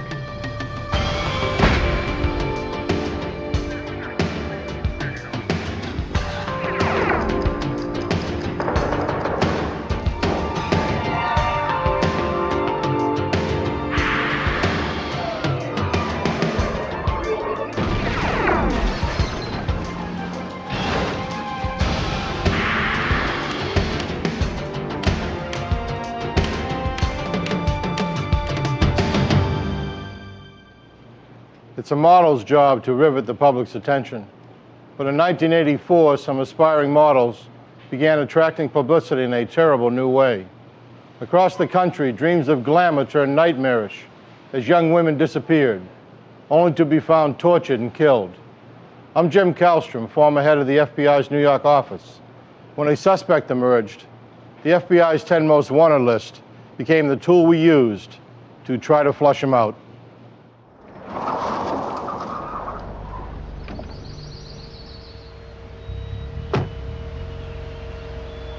The promising life of Beth Kenyon came to a violent end on March 5th, 1984.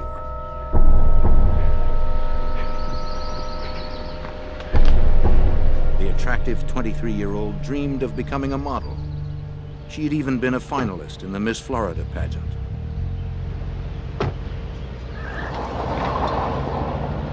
But all her hopes were cut short this Monday afternoon.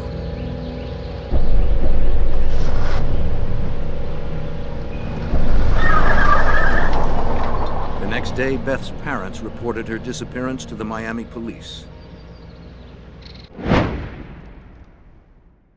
The police merely listed Beth as a missing person and explained many girls her age drop out of sight for various reasons without telling their parents.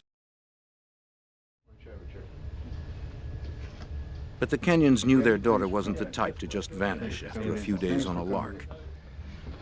They hired private detective Ken Whitaker and his son Ken Jr. to investigate. She's been missing. The Kenyons told the Whitakers that Beth worked as a teacher of emotionally disturbed children. She has a regular routine that she comes home. She was responsible and enjoyed a close relationship with her family. Strange there. This is, as you can see, where she had a 6 o'clock appointment. That she Fearing did not something show had up. happened to Beth, the Kenyons had searched their daughter's apartment in North Dade County for anything that might help them find her. But all they found was an address book and a picture album. Picture of Beth, and this is Beth over here, and this is a boyfriend, somebody she went out with. Just showing me a picture. Armed with little more than a few snapshots of Beth and her friends, the investigators went to work. The father and son team quickly narrowed down Beth Kenyon's last known whereabouts. Ken Whitaker Jr. talked to an attendant at a Miami gas station near the school where Beth taught. Ken showed the attendant several photographs. He clearly remembered Beth, but he also recognized someone else in the photos, a man that accompanied Beth the afternoon she disappeared. His name was Christopher Wilder. On March 11th, 6 days after Beth's disappearance, the investigators contacted Wilder by phone. He denied knowing where Beth was, but invited the Whitakers to his house to speak more about her. But when Wilder didn't answer his door, the suspicious investigators decided to look around. They had learned he was a successful building contractor and a self-proclaimed fashion photographer. The Kenyons had told the father and son team that Wilder had proposed to their daughter, but that she had turned him down, leaving him upset and angry. Rifling through the garbage, the Whitakers found a photograph. Chris Wilder. On the surface, it appeared an innocent picture, but to trained eyes, it meant more. The investigators soon learned that Christopher Wilder had driven a car in the Miami Grand Prix. On February 26, 1984, he finished 17th and won $400. That race day was also the last time that anyone saw Rosario Gonzalez. The 20-year-old worked for a marketing firm distributing free aspirin samples at the Grand Prix. The Miami news still buzzed with the mysterious disappearance of Gonzalez. She had vanished just 5 days before Beth Kenyon. The investigators discovered that Wilder knew Gonzalez. She had modeled for him in amateur photo shoots. It was a critical connection. The two missing women, Beth Kenyon and Rosario Gonzalez, were linked through Christopher Wilder. With this information, Mr. and Mrs. Kenyon sought the help of the FBI. Special Agent John Hanlon of the FBI's Violent Crimes Unit in Miami remembers the meeting.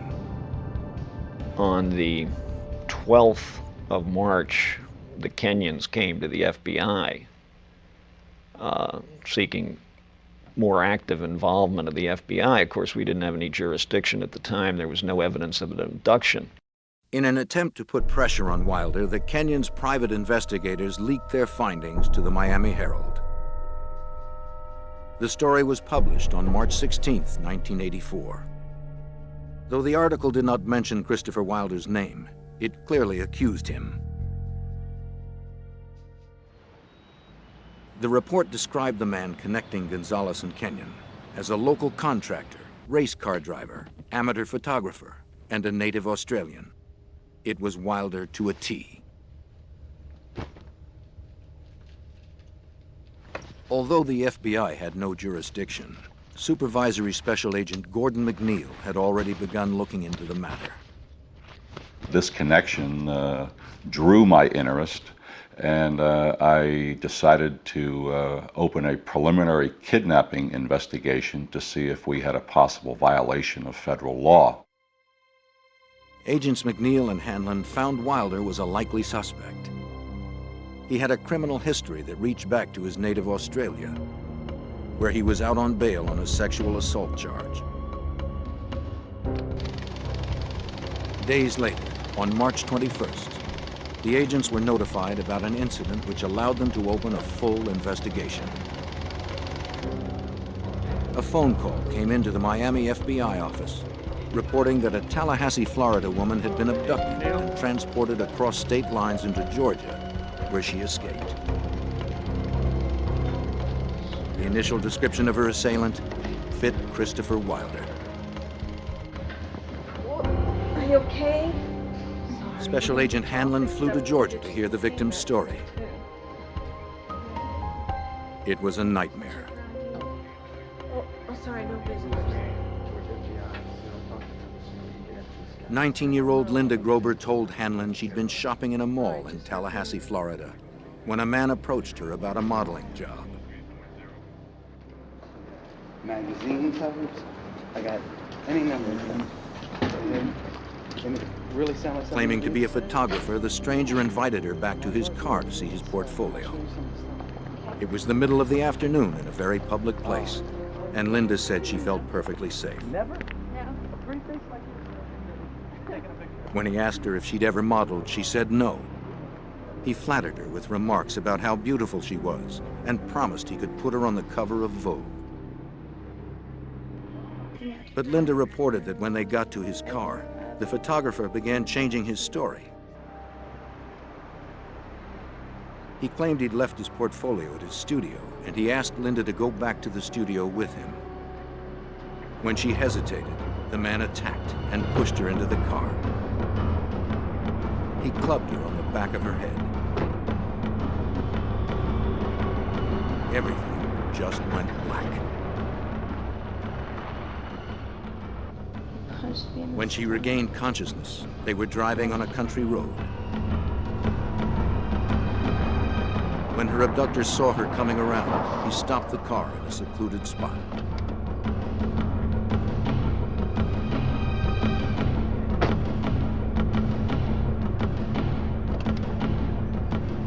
He dragged Linda from the car, telling her that if she tried to escape, he would kill her.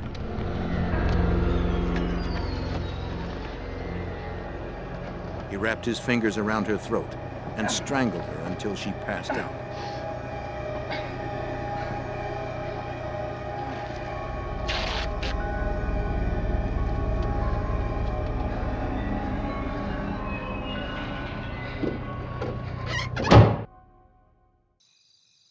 The next time she woke up, she was wrapped in a sleeping bag, lying on a bed in a cheap motel room.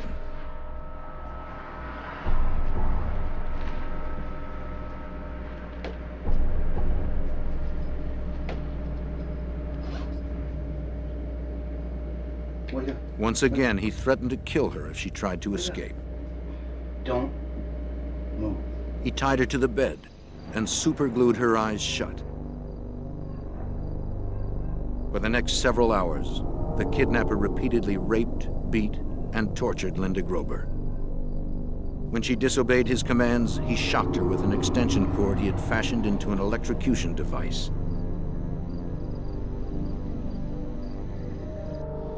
And he tied The me abuse up. was so severe, Linda realized she would be dead before someone found her.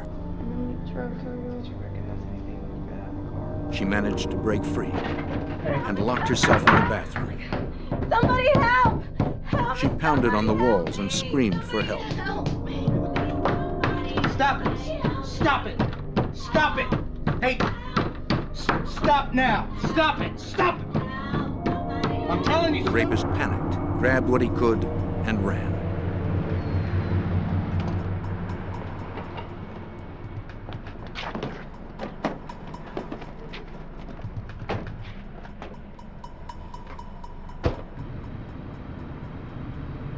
Agent Hanlon showed Grober a series of photos and asked if she could identify her assailant.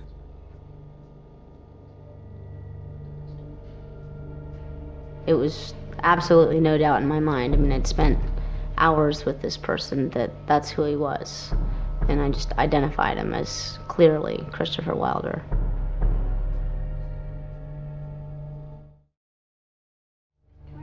Now 35, a PhD candidate and a single mom, Linda Grober's fierce determination saved her life. It also made her a strong witness, ready to risk everything for her abuser's arrest. I was in the hospital for a week or something like that, and then I had to basically leave the country while he was still a fugitive because they were concerned about my safety. They were concerned about my family's safety. As heinous as Grober's ordeal was, it had the value of catapulting the investigation into a federal case.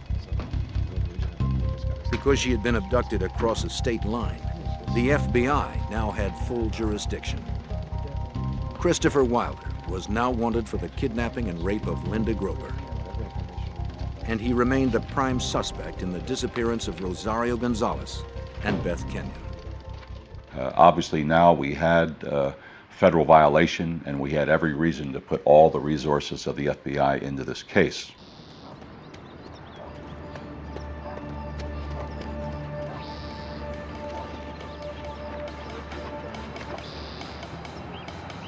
Not knowing exactly where to find Wilder, a team of agents descended upon his house in full force. Kicking in the door, they poured in, ready to arrest the suspect.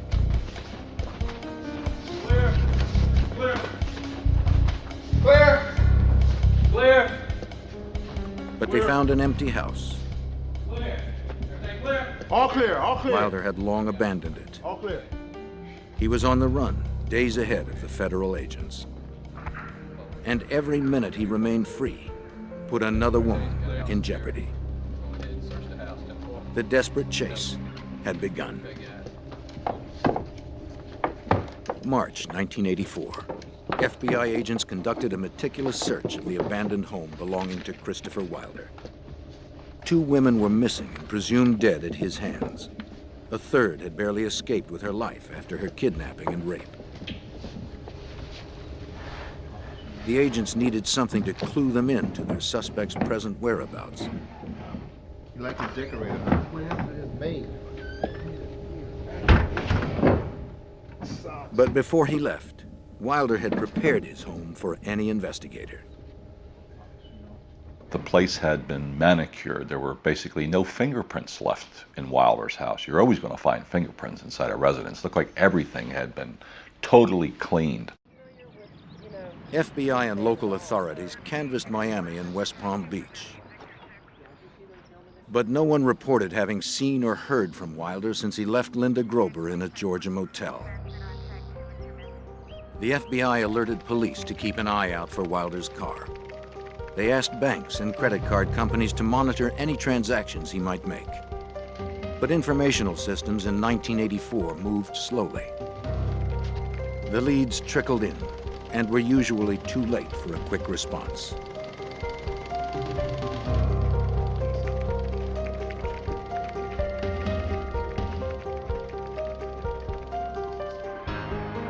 On March 21st, 1984, a sharp-eyed utility repairman in Central Florida noticed something unusual in a shallow creek.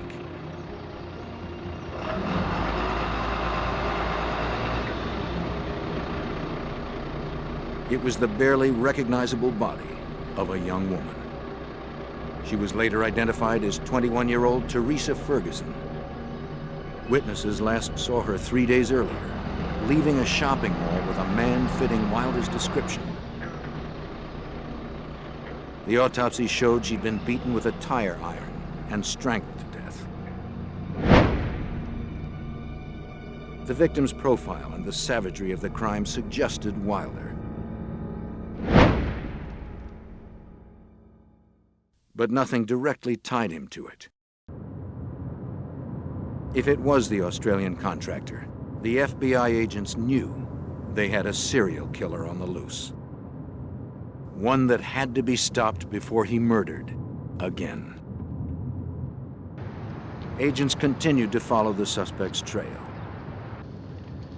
An automatic security camera photographed Wilder at a bank in Tampa.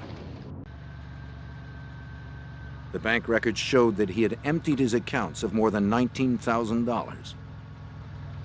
It was an ominous break. Their prey now had the money to travel far and wide. By March 22nd, 1984, Wilder was already in Texas.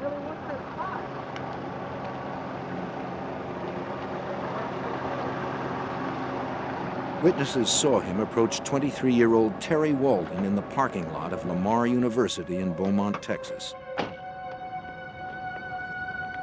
Walden was a wife, mother of two, and a nursing student. Yes, I'm a photographer. My job is to make. Wilder asked her if she'd like to do some modeling. Make a lot of extra money. You sure you don't want to keep the card and think about it? But Wilder couldn't seduce Walden with his pitch. Okay. She politely declined.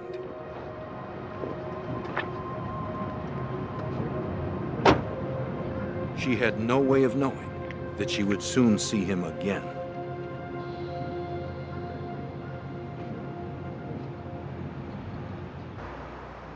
While the FBI began its national hunt, witnesses later told investigators that Wilder had stayed in Beaumont, Texas another day. This time he went back to familiar territory to stalk his next victim. They have this one's $7.99 or $9.99. He visited the local mall, shopping for a young woman to deceive with dreams of glamour. You're taking some fashion photography? No, listen. You don't have to blind me. I'm legit. It's okay. But no one succumbed to his bogus promises. No, sorry. That's fine. That's fine. After getting brushed off several times, he spotted a familiar face. It was Terry Walden. Hey, hi. She had come to run errands after dropping her 4-year-old daughter off at daycare. Are you interested now? Will you take the card and just consider? Terry again turned Wilder down. No. I'm sure you could. But this time, he wouldn't take no for an answer. As she left the mall, Wilder followed her out to her car. In broad daylight, in the middle of a crowded mall parking lot, Wilder attacked Walden. He knocked her unconscious and pushed her into her Mercury Cougar.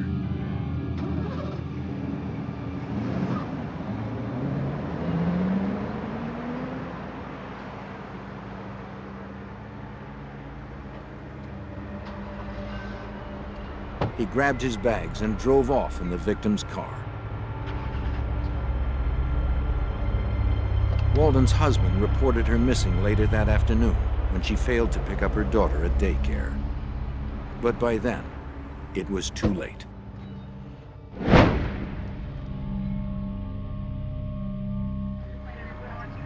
Terry Walden's body was found floating in a canal near Beaumont, Texas, a few days later.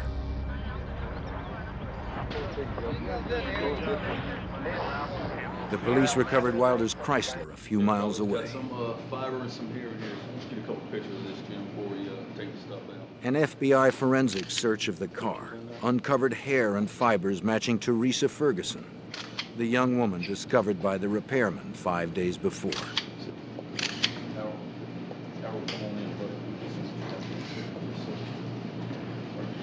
It confirmed what the agents had suspected all along. Teresa Ferguson had been Wilder's fourth known victim. Get on the floor, bro.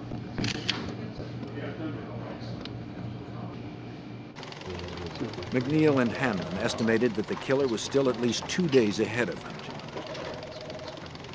Out of the Miami office, they broadcast a national all-points bulletin for Terry Walden's stolen car.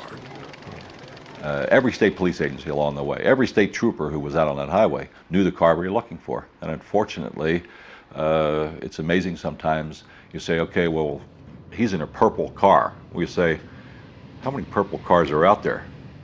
Well, it's amazing how many purple cars are out there when you're looking for purple cars. And that was the problem. We never knew at the time what license plate he was using on that particular vehicle. FBI teletypes clattered endlessly.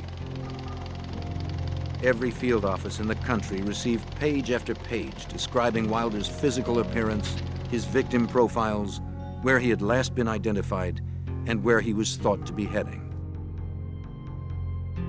The technology of 1984, however, could not keep up with the pace of his flight.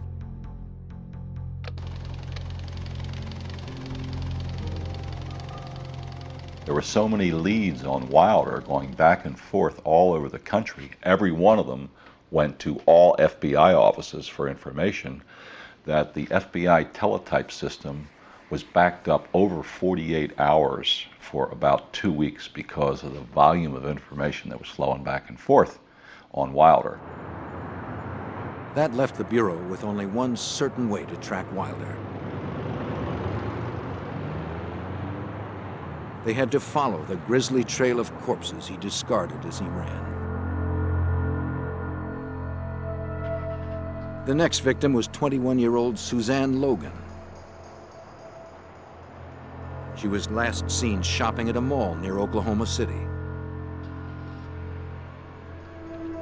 A fisherman stumbled upon her body 2 days after she disappeared. The location of her disappearance and the manner in which she died all suggested one thing. She had died at the hands of Christopher Wilder. In this particular case, we had an individual who was kidnapping, raping, torturing, and murdering a woman about every day and a half. So there was intense pressure, as there should be. Slow technology and a fast fugitive hampered the FBI. But on March 28th, they got the break they had hoped for. Wilder checked into a motel in Rifle, Colorado, using a stolen Visa card. The FBI knew he had the card and was using it, but they had not been able to trace it until Rifle. In those days, 1984, they didn't have the instant validation of your credit card when you walk into a hotel. They only called in bills that were going to exceed $100. Every motel that Wilder stayed along his murderous route, the charges were in the vicinity of $50 to $60. Perhaps from sheer boredom, the motel clerk decided to call in the credit card that night, instead of waiting to mail it the next day. Instead of approval, the clerk received a phone number to call immediately. An early morning call mobilized the FBI's Denver, Colorado field office. At last, the FBI knew where the fugitive was. In the early hours of the morning of March 29th, 4 agents approached Wilder's motel room, confident that they had finally cornered the killer. Okay. FBI! Search warrant! Go! FBI! He wasn't there. As swiftly as the FBI had responded, Wilder had eluded them. For some unknown reason, the fugitive had departed before sunrise. He's not in the hotel. It had been the best lead the agency had, and it failed. Once again, the exasperated task force had no idea of where the predator was. Yet they feared it was one of the dozens of shopping malls within a day's drive of Rifle, Colorado. March 29, 1984. In just 3 weeks, the Australian contractor Christopher Wilder had abducted 4 women and murdered 3 of them. FBI agents noticed a pattern developing in the campaign of violence. The killer kept his direction westward, and he had narrowed his hunting grounds to shopping malls.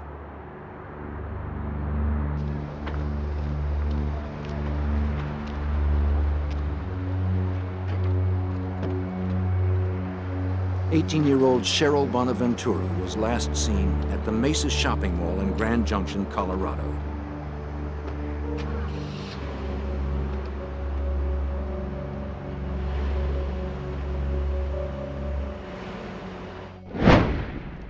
The FBI would later connect Wilder to her death.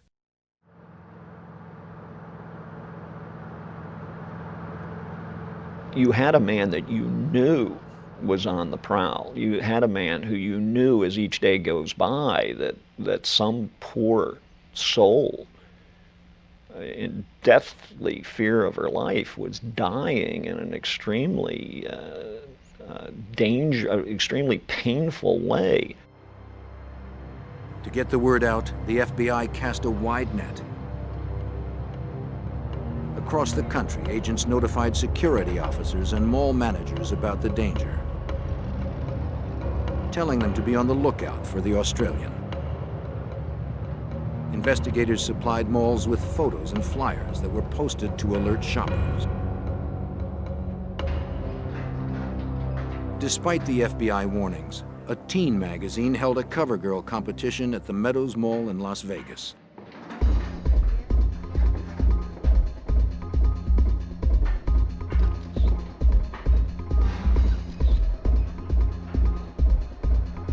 Wilder showed up, armed with his camera.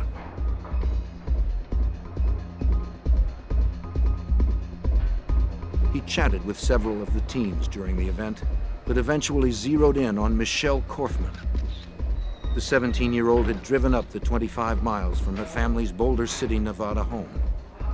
Nervous about participating in her first model search, she had asked her friends and family to let her go alone. After a few minutes' conversation with Wilder, Korfman changed her clothes and left the mall with him. Yeah, sure, I do. That's great. It was April 1st. As soon as Vegas authorities alerted the FBI that a local girl had disappeared at a mall, agents responded. They asked for all pictures that anyone had taken of the fashion show. One photographer immediately delivered 5 rolls of film. And when they printed those photographs, there was the Korfman girl on stage in a modeling type pose, and who's directly beyond her, about 20 feet away, looking at her with what I call the look of a homicidal maniac, none other than Christopher Wilder.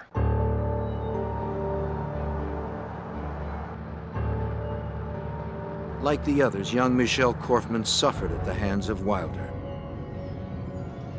He bound and gagged her with duct tape.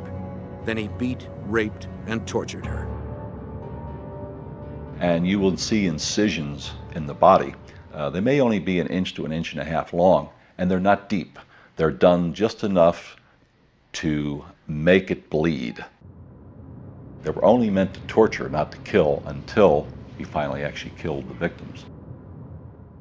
He was a brutal sexual sadist. Prowling shopping centers and other areas. On April 5th, 4 days after the Michelle Korfman disappearance, the FBI held a press conference. They announced the placement of Christopher Wilder on its famed 10 Most Wanted Fugitives list. 10 most wanted. For 50 years, the list has helped generate the publicity needed to catch violent fugitives. Hey, Val. Special Agent Tron Brecky serves as national spokesman for the FBI. Okay, thank you. The criteria for the top 10 was met with Wilder. He was a menace to society, he was extremely dangerous, a violent individual on whom charges were outstanding, and he had fled the area where we thought that he might be. Therefore, it was very important for us to get the message out to the American public and to the media that he could be anywhere in the United States.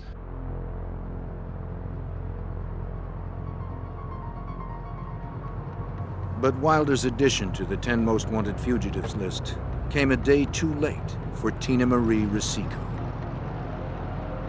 In Lomita, California, on the day before the press conference, the 16-year-old visited the Del Amo Fashion Center mall to apply for a summer job. What a beautiful face you have. The high school student wanted the work to save for a car. She met Christopher Wilder when he said that she was perfect for a modeling gig he had to shoot. And actually, you're so perfect that I could give you $100 right here. He gave her $100 cash and promised much more to come. If you're right, and I know you are, I can tell you are. Do you have a few minutes to just go out and look at close your house? Take some pictures in front of you. I say to myself, this girl is perfect.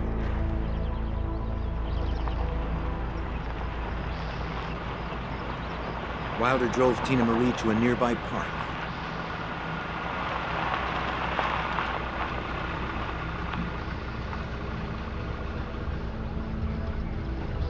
At first, everything progressed as if it were a legitimate job.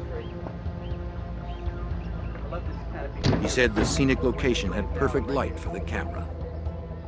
This canopy right here, I think, is really lovely. Right? As the shoot began, an eager Tina Marie worked to please her photographer. Yeah, just look sort of. When Wilder told her to Let me change smile, lanes she did. real quick. When he Try told her looking to up that tilt her way. head, she did. And then it all turned wrong. Now, in the car. All right?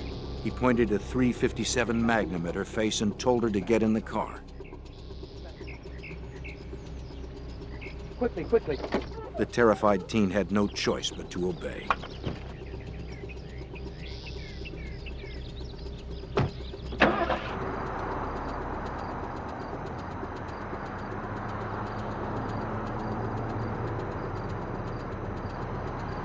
Wilder brought Tina Marie Risico to a motel in San Diego.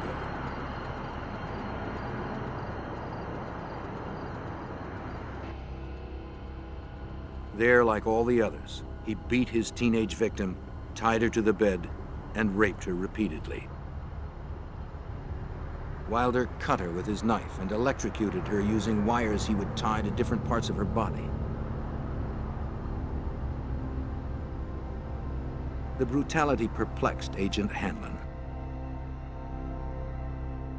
You say to yourself, why would anybody want to do that to anybody? To scare them so bad, to brutalize them so bad, to torture them with an electrical cord, and then kill them like a piece of trash. And that person knows they're going to be killed. I mean, up until some point, the great realization comes over that individual, I'm not going to survive this. My life's over. And these are young women.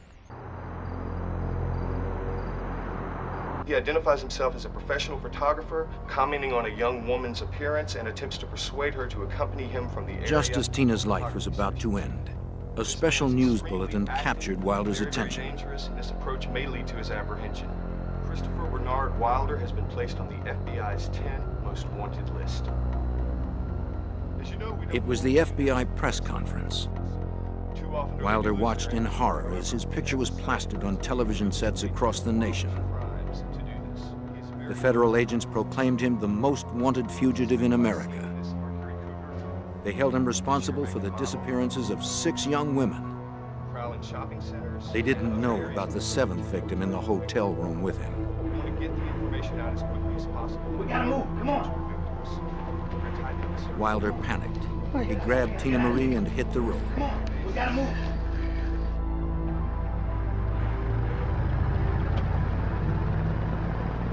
But now that he was top on the 10 most wanted fugitives list, Wilder landed on the front page of every newspaper and on the top of every newscast in the country. It's the front page headline in every newspaper in America. Every news show, every radio show is talking about Christopher Wilder and showing his picture and saying his name, Christopher Wilder. The FBI hoped that by plastering Wilder's face across TV screens and newspapers, someone, somewhere, would spot him. It was the best chance agents had to stop Wilder before he destroyed another life. In the spring of 1984, the FBI conducted the largest manhunt in history for the rapist and murderer, Christopher Wilder. They knew of at least 6 victims. They suspected there were many more. Wilder had squeezed through the FBI net in Nevada as he headed back east. With him was a 16-year-old hostage named Tina Marie Rosico. On April 10, 1984, outside a shopping mall in Gary, Indiana, Christopher Wilder told Rosico that he would let her go on one condition. She had to help him catch his next victim. For 6 days, the adolescent had been raped, beaten, and terrorized. She was ready to do whatever he asked. Wilder noticed Dawnette Wilt ducking into several shops. He figured she was job hunting in the mall.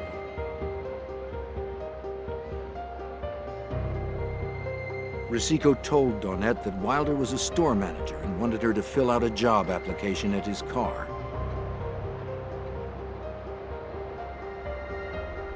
When they reached his car, Wilder drew his pistol and forced Dawnette to get in. Sweetheart, why don't you just come with us? Get the car. Get in. Go around. He sped off with the 2 girls. Witnesses saw them leave. A young woman, very attractive, as were all of Wilder's victims, had been taken from was seen leaving with an individual who they believed to be Christopher Wilder from a mall in the Indianapolis area. And so when that information came to us, we felt that, okay, now we know he's headed back east. The Bureau directed every agent east of the Mississippi to work on the case. Despite his promise, Wilder refused to release Tina Marie. Instead, he forced Rosico to watch while he tortured and raped Dawnette in front of her. The nightmare continued for 2 days. On the morning of April 12, 1984, Tina Marie heard a familiar voice on the morning news. Any kind of energy, and just put Tina come home alive safely. You know, we're all rooting for you. The word that we've got on national television, Tina Marie's mother begged the kidnapper not to hurt her daughter. Your daughter, and that there is every indication that your daughter is still alive. And Wilder flew into another panic. He packed up his hostages and left. Get her dressed and you get dressed. Now. Wilder complained that it was only a matter of time before the FBI caught up with him. He stopped the car in a wooded area near Penn Yan, New York.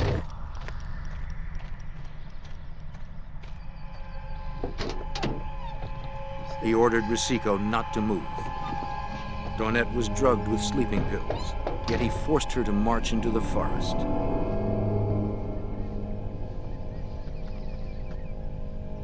Left alone, Tina Marie pondered the opportunity to escape. But the horror of the last 9 days had broken her mentally. She stayed put.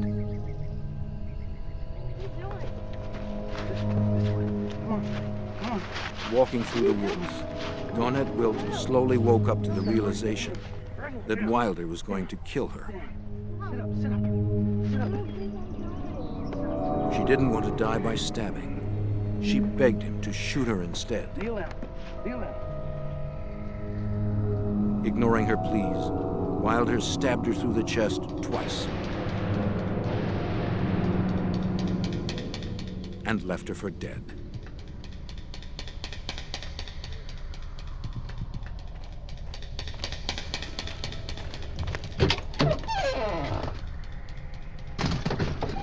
Okay, here we go.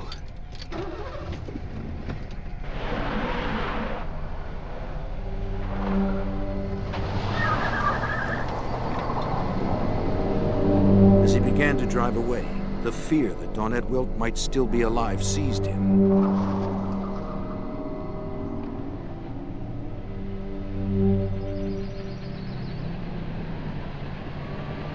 He returned to the scene to properly dispose of Dawnette.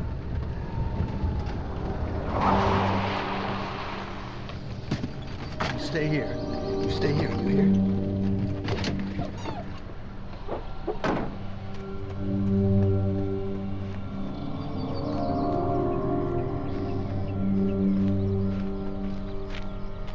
When he got there, he could scarcely believe what he saw. She was gone. Incredibly, Dawnette Wilt had survived. Stabbed twice, bleeding profusely, drugged and beaten, she had managed to pull herself up and escape to a road where a passing motorist rescued her. Thanks to Wilt's testimony, the FBI now pinned Wilder in the Northeast, still driving the Mercury Cougar he had stolen from Terry Walden. But for how long?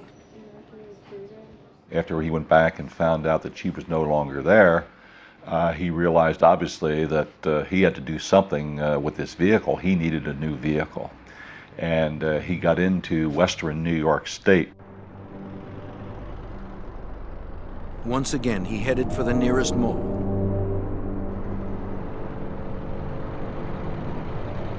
This time in Victor, New York, where he spotted a gold Pontiac Firebird.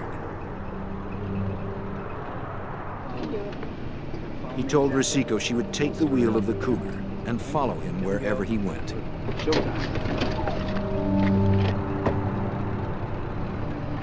He carjacked 33-year-old Beth Dodge. At gunpoint, Wilder forced her into the back seat of her Firebird. The emotionally shattered Tina Marie did as she was ordered.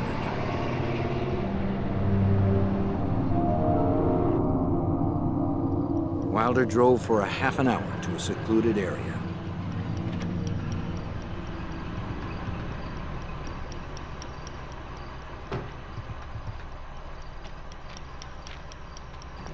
Come on, get out. Come on, just get out. Just get out. Just get out. Listen, I want you to get the white suitcase, and I want you to get the camera, and I want you to put it in this car and wait for me, you understand?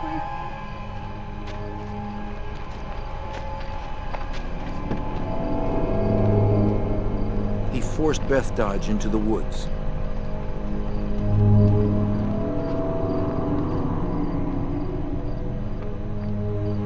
Moments later, Tina Marie heard 2 shots echo out from the trees.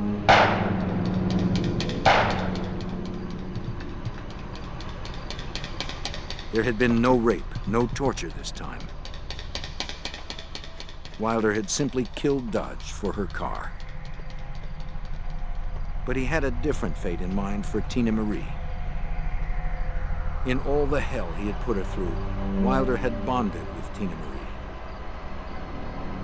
He told her he didn't want her to be around when the end came. He drove Tina Marie Rosico to the airport in Boston and gave her money for a ticket home to Los Angeles. Her ordeal was finally over. Once safely home, Tina Marie would fill in details for agents about Wilder's murderous rampage. Wilder was now alone, and the agents didn't want to wait till another victim disappeared to clue them into his whereabouts. During the search for Wilder, we knew that he had friends in Canada and had visited Canada extensively. So we felt there was a good chance that he was heading directly east and then north into Canada. Wilder raced toward the border in Beth Dodge's Firebird. For 3 weeks, he had beaten the FBI's best efforts. Even the 10 most wanted fugitives list had failed to produce his capture. Agents McNeil and Hanson desperately wanted to stop the killer before he struck again or fled their jurisdiction. By April 1984, Christopher Wilder had left 7 women dead across America. 3 more were presumed dead. 3 others had survived with rapes and beatings. The FBI believed that he was in New England, heading north. Federal agents concentrated their resources in the northeastern states before he could escape across the Canadian border. I mean, the FBI had agents out circularizing in and wanted poster out and that kind of thing, but the best thing you have going for you are the hundreds of police officers up in that area who are many more eyes and ears than FBI agents available in New England. On Friday, April 13th, 1984, Wilder stopped for gas in the tiny town of Colebrook, New Hampshire, about a dozen miles from the Canadian border. While he filled the tank, he casually asked an attendant about the paperwork that might be needed to cross the border. 2 state troopers, Wayne Fortier and Leo Jellison, spotted Beth Dodge's car.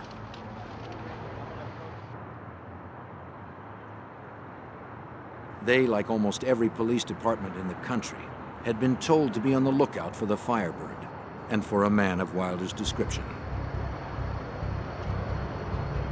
Jellison asked Wilder if he could speak with him. Buddy, can I go over for a second? Please, get out of the car! Wilder leaped into the Firebird and grabbed his .357 Magnum. In the struggle, the weapon went off. Officer Jellison was shot in the chest. He would live.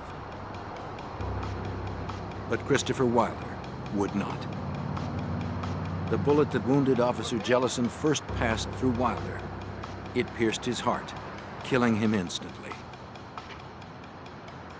Wilder's cross-country reign of terror ended with a 10th death. His own. Authorities ultimately recovered the mutilated bodies of Cheryl Bonaventura and Michelle Korfman in the months afterwards. But the 2 missing women that started the investigation, Rosario Gonzalez and Beth Kenyon, were never found. Mr. and Mrs. Kenyon went to their graves without knowing the fate of their daughter. Other victims and their loved ones have struggled to restore their shattered lives. Linda Grober has also learned a chilling lesson. I think an important point to make is that these people are not always demons, and they don't always have tattoos, they don't always have long hair. They're often extremely eloquent, and they're disguised, and they can fit easily into your father's living room after dinner sipping a wine or a brandy. The terrifying truth is that Christopher Wilder was not unique. He made the most wanted fugitives list, but there are dozens of killers like him each year that never reach national attention. They trawl our shopping centers, our schools, and our churches, searching for victims. Vivid dreams of easy fame and fortune can quickly darken.